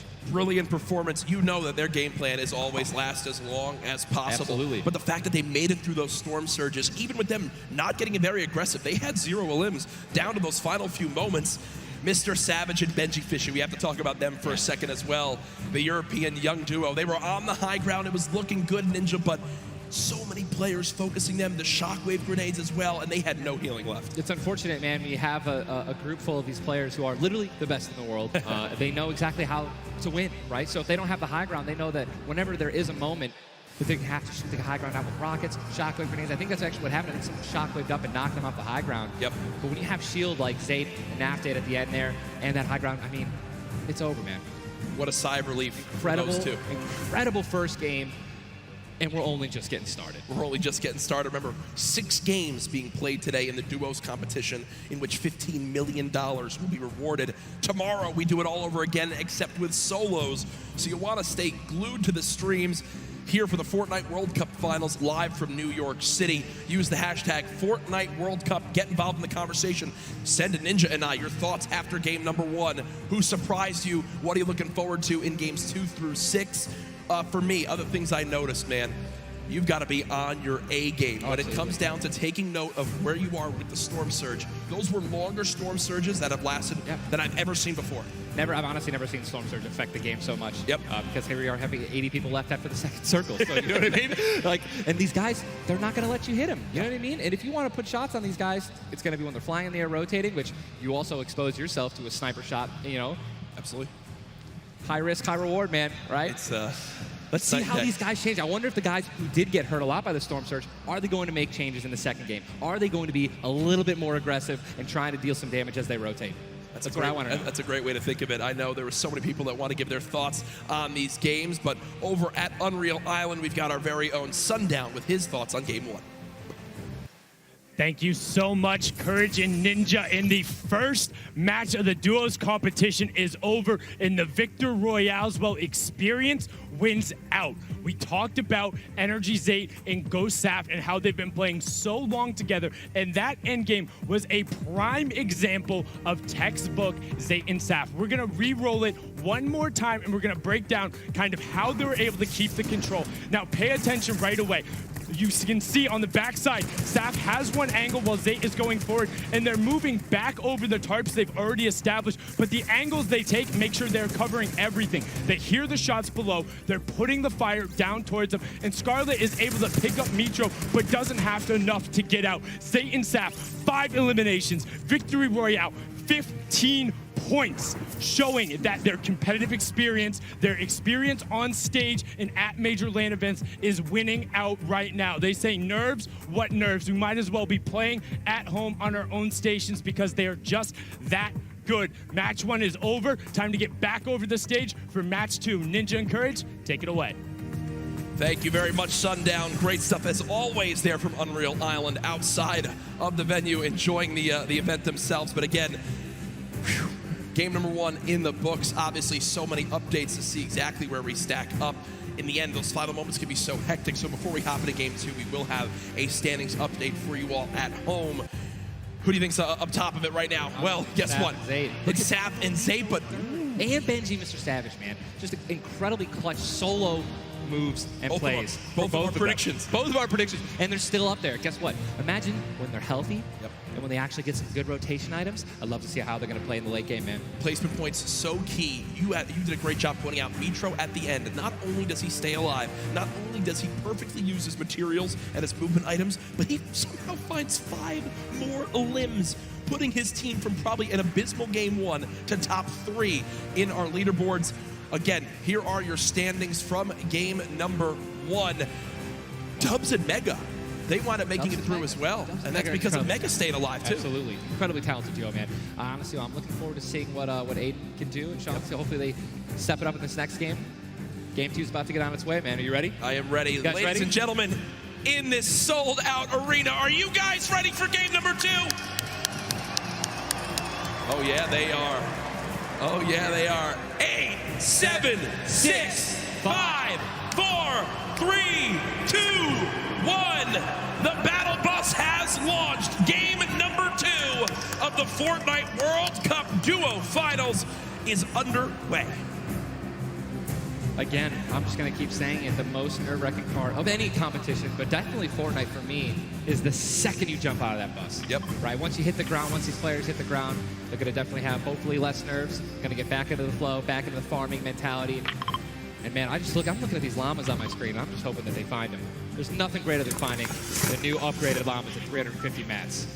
Dude, they're insane. And they're everywhere. And look, wait, can we look at the map? Look at the north side. You've got 3 llamas in a very small area. Llamas. And many players have gotten better at spotting llamas from very, very far away. I mean, the one thing I tell, I was telling my teammate Malachi, I was like, listen, man, sometimes you just actually have to tell yourself, hey, we should probably look for llamas as we're flying in because, you're usually You're looking for players, who's going to be landing next to you. But if you actually keep an eye out for that adorable pink, purple, and blue llama. And there's one. I mean, look, you're just going to get rewarded with shield, rotation. There's Shadow Bomb Storm, campfires, minis. I mean, these are incredibly valuable. And remember, materials get capped at 500 of each type. So when you get 350, it's done its job for you. You can spend much less time looting and, farming, and much more time looting. And look at Zate perfectly using the Shadow Bomb Ninja.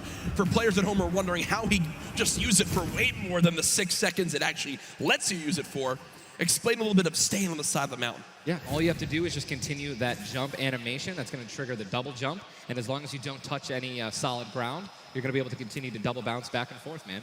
It's an incredible use of the Shadow Bombs, and you're probably going to see a lot of players do something like that in the late game off of other people's builds, and which is way more difficult to do that off a mountain, by the way. For sure, as we now take a look. That storm is landing side of the map, and this storm is very far. Great point to bring up there.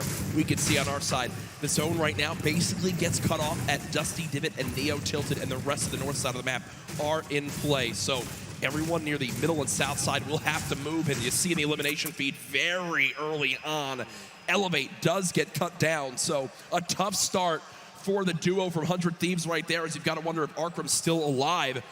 Either way, though, Daedra and M11Z looks like they have players down in Loot Lake. In Loot Lake, Lucky Landing, and they do have a duo nearby. Looks like they're trying to obviously back away while continuing to farm up. Lucky Landing is not really a 4-person landing. When more than two people land here, one of them is going to be leaving a little bit handicapped. And Yu Wang in a fight right now, popping that last big shield, so all of his damage that he will take from now on will be permanent unless he gets an elimination and gets...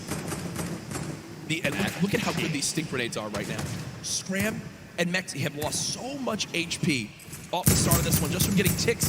The spray does come on through. A third party, though, beginning to shoot down on a Yu Wang. So another player putting their attention towards this fight. Trying to line of sight at Snobby, but KBB does go down. It's now Yu Wang all by himself, and no materials left, Ninja. He can't even take a wall. They're really, this is an abysmal position to be in. Yu Wang knows that, trying to fall back to his teammate to maybe sneak a revive, but I just don't see. A lot of these players really are kind of hesitant. You know what I mean? They don't necessarily want to push. There is the third party now. They don't have a lot of shield.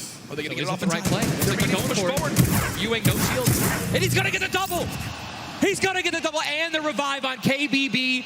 And there was some delicious shockwave grenades that just slid down the ramp. Yu Wang takes them down. The 4 builds left. I believe there was some help. The shots that came in from that third team getting nearby, which weakened them at first. Yu Wang gets the cleanup on the last one right there. What a swing for the duo. Shot does come in onto Keys, though, as another fight going down just outside the desert side of the map. Keys and Slacks up against 2. Running out of materials already, and guess what? These guys are at the farthest point of the storm. Yep. So this is not, they can't afford this fight, right? The longer this takes, they're not going to be able to get materials. They're going to be burning all the materials in this fight right now. So they're definitely going to need these lift to make up for it. That was and he took the knock on Landjock. And Landjock and Punisher went down early last game as well, and it looks like Landjock will suffer the same fate here. Upgraded combat shotgun, you know he's going to take that. Punisher trying to make some plays here. Still, now it is a 2-on-1 situation. Just need to play the numbers advantage. And again, Storm is about to start moving, so they're going to have to make some plays sooner rather than later. No ammunition. Very few builds. No shields. This spells disaster, and Punisher goes down, and there's the frustration in the player camera right there. Slacks and Keys, 2 quick eliminations. But you mentioned they can't afford to do that. It takes so much time in that fight. They've got to go very far still. Now over to Neo Tilted, Clicks and Skeptic. In a fight. Got some shield. Doesn't necessarily want to use this mini to only get a 10. And he looks like he's trying to obviously take small to help his teammate out. No, he's getting taken. With the trap kill, he's going to get the knock. Unbelievable, incredible place. Bad Sniper goes down, and now he's continuing to branch out. When you guys are in fights like this, you always want to do exactly what he's doing right now, which is branch out, continue to build these little 1x1s with pyramids, try to confuse your opponents of where you actually are healing up. Skeptic, just 8 builds left. They're trying to stay alive right now. They do have the number advantage. Clicks has time to pop 1 mini, and it looks like they're going to go for it right now. They've made the conscious decision to try to build out, but no. They back up for a moment. Finally gets a shotgun. Yep. Shotgun picked up. Grenades now as well. They want to go for the second elimination. And we take the... Oh, my God. We got some trap talk. Did he just take the L in real life? Homie, this is land. This dude's gonna come over. No, I was kidding. 40? But the Stinks Never come know, on man. in. Stinks coming in, 22 health left. Campfire down. He has. Oh, and look who's here. Third party. Hello. Look who's here. NA puts up the tank DL, and EU says, no, no, no. This is the World Cup, baby. I'm going to show which continent is best. Mitro and Mongrel, full HP, and they storm roll through. Dual ins for Mitro. Clicks Still right playing there. down low. Wow, incredible. Let's look at that kit. Gold Scar, Gold Combat, Heavy Shotgun, or I'm sorry, Heavy Sniper Rifle for taking opponents' walls. Look at, they're just stealing and bum rushing, and that's going to be it. And there's no shot right there. Skeptic. You saw, hey, putting on a show. I love it. The man does YouTube for a reason. But then also a fantastic player. I think speaks a little bit too soon. Aiden now on your screen. Does knock one. Hasn't finished elimination yet, so still will gain 50 HP if he can get the full. There it is. Now a 2 versus 1. Aiden and Sean. Look at how weak Sean is, though, Ninja. Sean has absolutely no health. A little bit of shield. Hopefully we're going to drop some minis here. Aiden being the good team that he is. I'm sure he's calling it out right now. But it is also a 2-on-1, and they don't know, we don't know how weak this guy is right now, but if he is weak, they're going to look to try to trade. And there's a double shotgun shot for over 21 white. Players no shield left. They're going to try to put the pressure on. Sean has health, and look how aggressive they're being. They're both one hit. They could actually trap. They're going for it. They're saying, no, you would have thrown the trap down by now. They're calling and there it is. And look at the take from Aiden. The jump out to the side, and they'll be rewarded with shields, with materials. And look, Aiden actually, there was 2 big shields. Yeah. Aiden's got the full health. That's incredible, man. You see the stats so far in this game. Aiden has done 434 damage, has taken 312, and he's near back up to max health. I know Aiden is a crowd favorite here. Every time the camera goes on, there's a big cheer from this sold-out arena. For those of you guys who do not know, the Storm Circle is about to update right now. We just saw our second one, forcing everyone out of the north and east side of the map. And also, guess what? Every single llama was found. Yep. All 5 llamas have been found, so we have some probably high material players right now. A lot of rotation. Oh my god, I can't even freaking out, man. You're getting into it. Looks right like a now. lot of people. I love it. Yeah, we're looking around. They're all gone. There's only 1 airdrop that's left, which means a lot of players. It's very difficult, man. Going for airdrops is super risky, but it looks like everyone at the World Cup here is taking their chances. And what's kind of funny with this zone, as you see it on the bottom right side of your map, the slipstreams are there to basically help everyone get from the southeast, east, and south side of the map easily into this zone. So if you kind of sit outside and wait for players to move in from the slipstream, you might be able to deal a lot of damage. And remember, you might think, oh, well, there's no way you're going to get that elimination. I'm not even talking about that. I'm saying free damage for Storm Surge when that comes into play, because it is going to happen very, very soon here. We're about a minute away. It literally looks like we've been watching that action. But there's 84 teams, 84 players left still.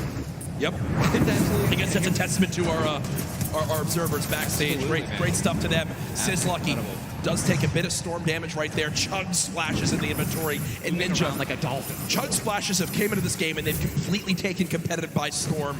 Are they the best healing item currently in this meta? I think that, there's a lot of items that get added where, not everyone is all unanimous about it, right? Some people do not like it. But let me tell you something about these splashes. I don't think I've ever seen more positive, reactions from an item being added than when chug splashes were added. I mean, nothing but positivity on Twitter. It was absolutely incredible. I woke up to some delightful posts. Delightful just some delightful posts. Yeah. Those of you guys who don't know what they are, each one splash, they come in packs of 2. You can stack up to 6. They give you 20 health or shield, whatever you're missing. And they're instant. You throw them down the ground, and they can be used to heal you and your teammates around you, as well as, if you really want to be a troll, your enemies that you knocked.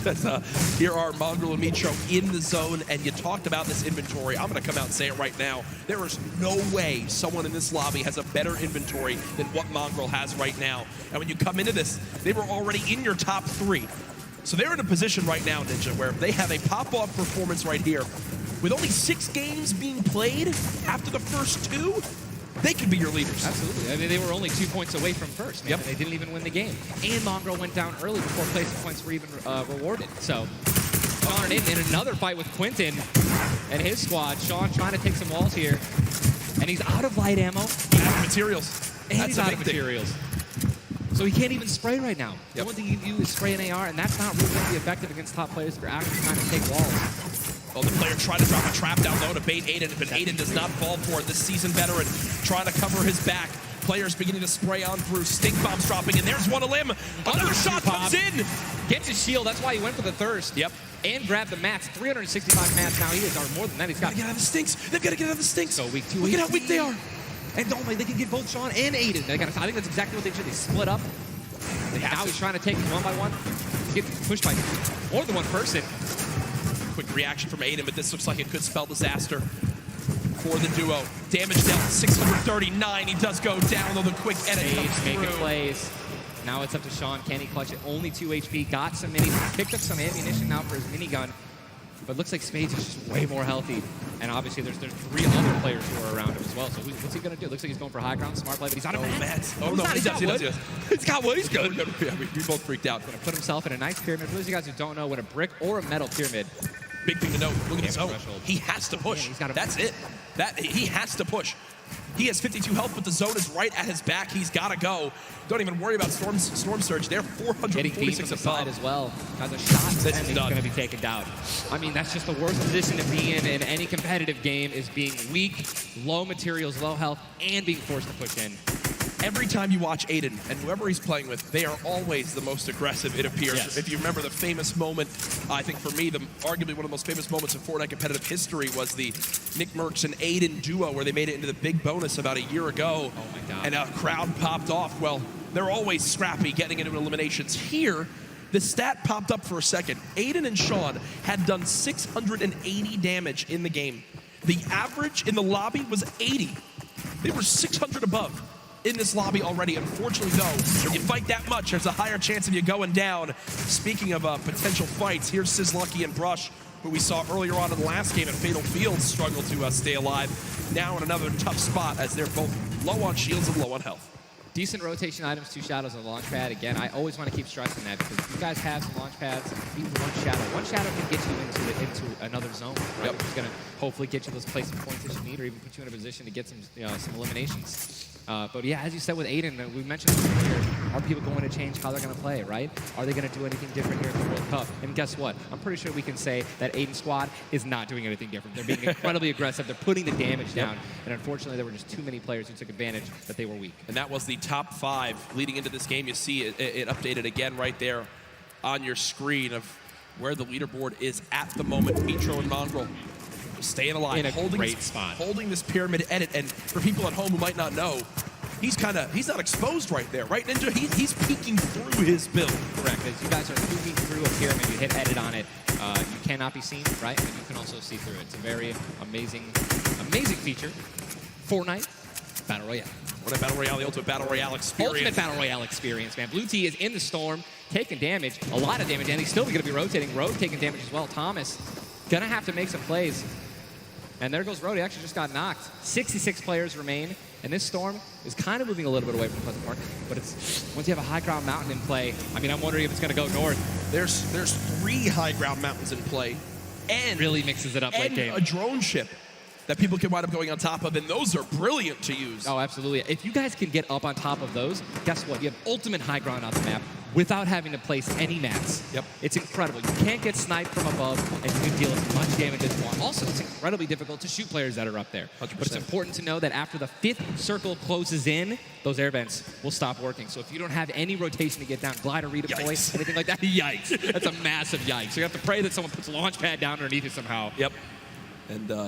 And go for it. Yeah, just risk it all. Most of these teams will mess that up. Now, we talked about our Game 1 winners, the team that took home the Victory Royale, which is, again, 10 placement points, the max you can get for placement in these games. It was Zayt and Saf, and they're currently set on up in this zone for the moment. Did they just get the zone as well? Are they the yellow team in the minimap? I mean, they're close enough for sure. I can see. I think, no, actually, no, they got to rotate a little bit, but look, they got 4 shockwave grenades. Yep. And they'll be all right. They'll be able to make it happen. Airwax and Peacock, man. Here we go. They have to rotate the farthest. Look how many staff players are on this side of the lobby right now, and they're all going to have to move very soon. Yeah. Arkram and Falconer have a tough rotation ahead. Slacks and Keys. Watch them fight a little bit earlier on against Landjock and Punisher. Those heals till his teammate comes in. Yep. No, he missed one. Did miss. No, his teammate's full. Teammate's full. Okay. It doesn't matter. Jeez. Teammate's full. You know, I was playing with Myth the other day, and he was using a lot of chug splashes without me, so, you know, I'm really sensitive on it. We'll let you and Myth handle that one. As Again, it seems like some tension there, but we continue to move on in this fight. This is game 2 of 6, folks. The matches will be going on throughout the day. 62 players left in this one, 35 duos. And you see Arkram and Falconer. It looks like they did a duo shockwave to try to fly across the map together. Good teamwork. As the frantic rotation begins to move on in, more Storm Surge will soon begin to come into play as well. Jack, I have a question for you, man. Yes. Once these circles start closing in so small, what do you think is the play? To rotate it right away once it's revealed if you're far out, or to wait and be the last team? For me, it completely comes down to what you have left, what you have in your inventory, where you are at the leaderboards as well. If I'm in a position where I know I need to make some ground up on the leaderboards, I want to rotate early and try to begin to spray back on the opponents to get some free eliminations. Yes. If you get the zone on you, you begin to just build on up and get that height so you can spray on down as well. In this one, though, again, all comes down to rotation. If you have nothing to rotate with and you're far away, I think you play late and hope someone else drops a launch pad near you and use that community pad to your advantage. Yeah, and we're looking over here at Ewing, 3 eliminations, sitting here with some very good materials, and definitely a very delicious loadout. Anyone with a heavy sniper and a blue SMG in a combat. And remember, he started the game in Snobby Shores with that clutch when KBB did go down, God. so they're still in this one because He still of has the clutch that beautiful Ewing. blue combat where he clutched it with, man. Yes, he does, and all the materials you could ever ask for at nearly 100 builds in this one. You see they're marking right now. I think they have a double heavy sniper combo. They're either marking double heavy or they're saying, focus this, the zone's closing there. We're gonna find out soon enough. It literally looks like he's marking exactly. He's trying to look and see. Yep, Oh, they do have have a double heavy sniper. And Ninja called it, the man knows, they see one. And you guys saw the pyramid. It's exactly what Jack talked about earlier. You need 2 walls, 2 layers protecting you from one of those walls so that double sniper will not take you down. But they've got the tools, the key to open all doors, as I put it. And this zone, Ninja, it just moved over a mountain, man. It just moved onto the side of the mountain, so high ground will be in play. But at the same time, Ninja, half of the low ground still in play, so it's not as bad a position for the low ground players. Here's a look at Mongrel and Mitro. Remember, Mongrel did go down early on in the last game. He's got to back on up because he's burning through materials very, very quickly. They're far above this Storm Surge, so they're good for the moment, and there's the replenish from his teammate in Mitro. 64 total builds left. Always see them doing this. They always split half and half match with one another, and then they go and collect the others. And it's just a perfect way of making sure that you guys have equal material. Look at how weak Saf is. Saf just sneaking up through with that Shadow Bomb. The spray coming in from Mongrel. Stink Bomb is hit as well. Everyone focusing these players on the outside. They've got the minigun firing too. The lobby now picking up quick as we move into our pit zone. The storm is closing in, and that's going to be forcing everyone to get into where the safe zone is right now. It is moving in towards Pleasant Park. Guys, this is absolutely insane. 51 players still remain, by the way, in a circle this small. They're just trying to get as many limbs possible as people are rotating in. Mitro on the bottom right of your screen with that minigun has 631 bullets. Just sprayed down with Mongrel in a fight. Gets 1 player weak, but does have to back on him. Didn't get the clutch. Someone else stole the kill from him. Mitro gets chunked as well. Still have a launch pad, but again, when you're in a situation like this, low ground, they're getting sprayed with nothing but grenade launcher shots and frag grenades, and they're both going to be eliminated. And Mongrel also, Airwax just went down as well. And you see Cease in the elimination feed. Does look like, remember early on, Elevate did go down there. That loot looks so delicious. Zane, go for it. Zane and Saf, do they do it? Do you go for it? There's a launch pad there and so many materials. This is game-changing loot right now. They've got the builds to go for it if they want. They're going to do it. They're going to make the play. A gold combat shotgun too, man. Zane and Saf. Uncontested. That's one of those risk versus reward plays that can help set them up for 2 victory royales in a row. Mongrel and Mitro's loot too, man. Oh, that was making a statement. And we know that was juicy loot. They're making a statement saying, listen, we're from NA, we're here to play.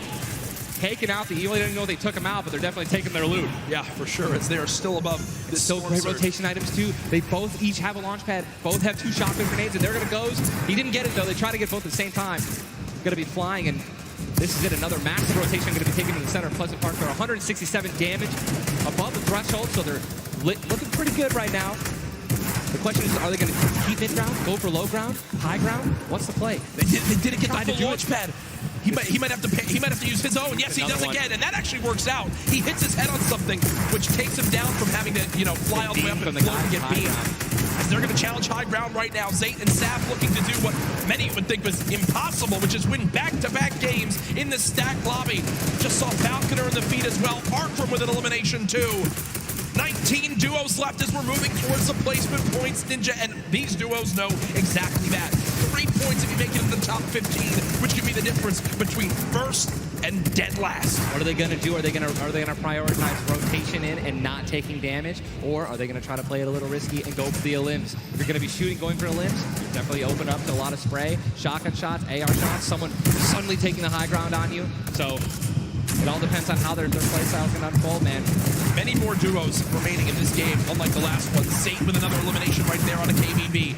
You got Snappy and Red Rush on the high ground, and Sab over the play. The high ground goes to the high ground. Take, will he get it? He's gonna get it. He has it. Zate's got high ground. Zate has high ground as they go to try to push for 2 victory royales in a row. Saf is there as well, but Snappy just appeared right behind Saf and shotgunned him down right there. Zate right now is gonna have to concede to the high ground, giving it to Snappy. And he's just gonna have to stay alive as long as possible, try to get some placement points. He is obviously a talented player, top player. He can definitely make something happen, and I'm interested to see what he's gonna do. Cease has been by himself since the first moment of this game when Elevate went down at 98 players remaining, and he's somehow still alive. There goes Mega. You've got Darox and Item on the low ground. Vorwin getting chopped down as well. Zate with about 100 HP. Uh-oh. Here comes Vinny and Zexro. They're trying to challenge for the high ground. Keys right now being held in the storm with 5 elims. He's going to be eliminated from the back. Zate taken down as well. Snappy still with the high ground. Zex and Vinny and TSM crew looking good, and they're going to take it. They just took high ground. Snappy gave it to him. And they just got the high ground. Great use of the shockwave as well. Vinny as well as Zexro on hype for the moment. 5 eliminations so far. They're putting their names in the hat for potential victory royale in this game. Go down, right? They want those elims. Vorwin now with eliminations back to back. 4 players left in this one. Zexro and Vinny spraying from the high ground. It's a 2 versus 1. The player right on the edge of the zone. The shockwave into the air. And he's going to drop on down to hype for the moment. The spray coming on in. It's not enough. Zexro and Vinny. TSM takes game 2 with style. Both alive. You love to see it. The victory royale and 7 eliminations. Look at that. Vinny's hyped, and Zexro looks like he was stunned. They forgot his fries on a fast food order. Why am I thinking about food? Oh my, you know, Jack, it's pretty expected at this point. But God, it's on brand. 2 NA teams have taken game 1 and game 2, and honestly, I think that we can all say that the teams hyped up the most have been even. Guess what? Mongrel and Mitro, man, they've also been performing well. They still have so many points from eliminations. Yep. Oh man, what a great shotgun shot. They were perfectly in sync. They're even jumping and shotgunning at the same time. Vinny, pop off, man. You love the pop off. So hyped. Zexro's about to start cranking 90s or default dancing in the lobby. Like he's trying to talk about literally what are they going to do in the next game. Yeah. Like that's what that focus is. That reminds me, I've been in this situation before. He grabbed his hand and took it for himself, man. That's a top teammate, man. Great synergy. What a start to today's competition. The energy in here is insane. I am looking around and there are thousands and thousands of people filling up the Arthur Ashe Stadium live from New York City.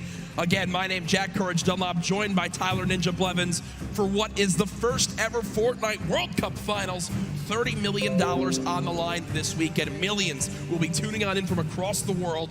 There's so many ways to watch, and we're just 1/3 of the way done with today's action, and it's already been fantastic. I don't even want it to end, man. I could be here all night. These games are incredible. Yep. And just listen, if you guys are watching at home, you guys want to be here, right? You guys want to be competing. Take notes. Yeah. Watch these players. Watch how they build. Watch the fights that they take, the way they rotate. And we'll see you guys here next year, man. Well, guess what? Game number 2 ended with style with the North American duo of Vinny and Zexro taking it there on the floor with none other than Jordan Fisher. Thank you so much, Courage. I appreciate that. NA showing up and taking care of business. Games 1 and 2, Vinny and Zexro with a fantastic in, both together, which is an incredible thing, right? Walk me through the just in-game for you guys. So the comp's kind of hectic because of the noise, but we're just really good at playing together. Like, we're the longest duo that have played together, so yeah, we're just not Great. Fantastic work, guys. Back to you, Ninja and Courage. JD! Thank you so much, Jordan. The duo of Vinny and Zexro. You know, they've always been known as being so aggressive. Yeah. From all the times we've seen them in these competitive tournaments. While they might be some younger players, they've definitely been around the block here in competitive Fortnite. Again, you just see them, just like a lot of other talent here, always at the top of the duo qualifiers every single week. Even though they already qualified, they continue to keep playing, and practicing. Guess what? They just took a game number 2. You got to be pumped right now, man. Once you win one of these games, you can't let up, though. Again, and that's why I love that energy. Zex was immediately just, I felt like he was just talking about, what are we going to do next? Hey, man, good job. We won that. Let's do it again. Yeah. Right? How are we going to change? Maybe even do better somehow. Get more limbs in game 3. No, for sure. And they know that. They're not going to take their foot off the gas pedal. Folks, we have our standings after game number 2. Where are things playing on out? It is still Zayt and Sap at the top.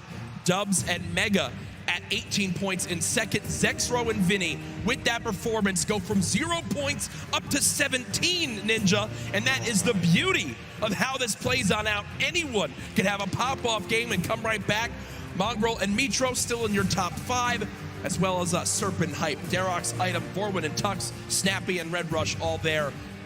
While Zayt and Sap do have a nice little lead right now, nobody is safe from the rest of this lobby. I'll tell you that right now. I mean, just take a look at the points, Courage. You got 11 points, right? Benji and Mr. Savage, they fell out of the top 10. But look at that. Storm and Epic Whale, 12 points. Daedra, M11Z, 12 points, 12 points, 12 points.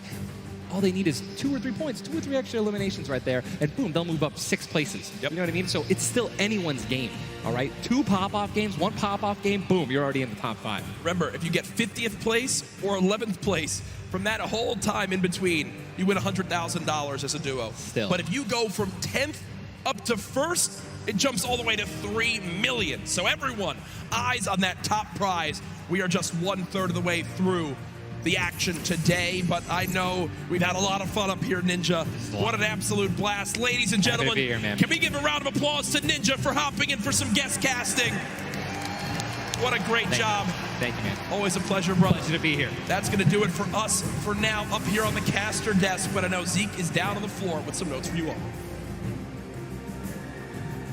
Thank you guys so much, man. What an awesome first 2 set of games from Sap and Zay locking down the lobby to Zexro and Vinny just coming in super clutch. And of course, guys, you've been here. We got to see Ninja. He got to go ahead and commentate some games. So what I want to know from you is, have you guys had a good time? Have you enjoyed it? If so, let's just let me hear you. You know, that was so-so. Let's pretend I didn't ask.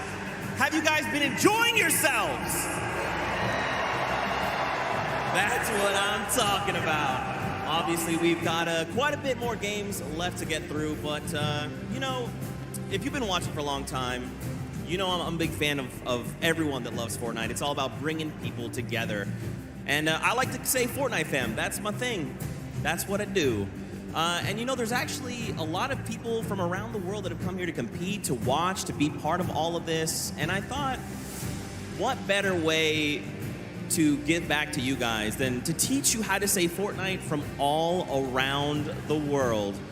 So in just a moment, we're gonna take a look at a video, and I can't wait because this is actually the first time I'm seeing this. A lot of work went into making this happen. So I can't wait for us to watch this together. Let's take a look.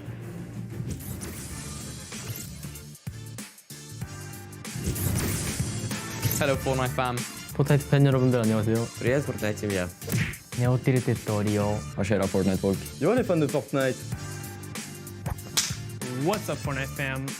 포트나이트 팬 여러분들 안녕하세요. What's up Fortnite fam? Hey 저는 Fortnite fans. What's up Fortnite fam? Was geht Fortnite Freunde? 关注等着我们。What's up Fortnite fam?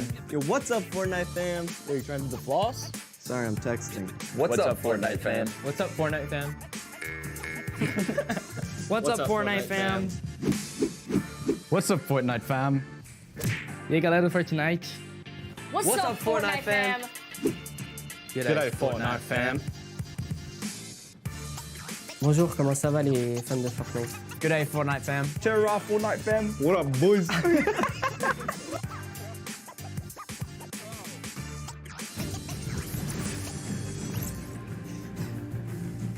That was even better than I thought it would be. Just embrace it. We, as a collective, are the Fortnite fam. Get used to it. We're here to stay. Now, guys, you know, there's a few more things I want to take a look at before we hop back into the next game. One of the things to kind of do if you're here or if you're at home, you've been watching, Ninja actually had a pretty dope hoodie, a World Cup kind of exclusive hoodie. Would you like one of those things? Would you like one of the crazy World Cup shirts that we have? You can totally get your hands on one. Head on over, retailroad.com. Get yourself a nice shirt. We've got some hoodies. We've got hats. We've even got the little drone that's the battle bus. It looks amazing. The top balloon is actually the drone, so you've got the bus that's literally flying around. You best believe I'm going to pick one up and mess around with my family. They're not ready for it. But there you go. There's some on your screen. Also, that Drift shirt, by far my favorite piece of merchandise ever.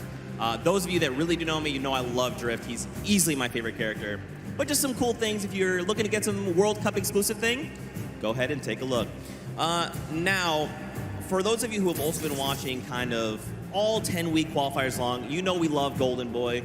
And there's actually one thing specifically he was kind of telling people as we were going through interviews. And that was, hey, when we get to New York, you're going to be in my hometown. Let's catch up and get a slice of pizza.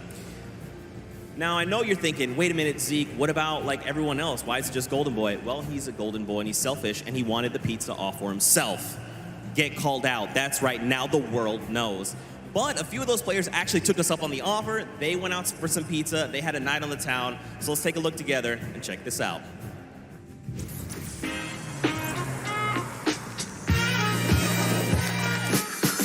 New York City. We got the Statue of Liberty, Central Park, the Empire State Building, and the first ever Fortnite World Cup Finals. I couldn't be more excited about the greatest Fortnite players from around the world coming to my hometown to duke it out. But before the action started, I took World Cup qualifying players Aiden and Chinkin out to show them the Big Apple, starting with PC Gaming Cafe, Waypoint. What's up, boys? Welcome to Waypoint. Good to see you. Good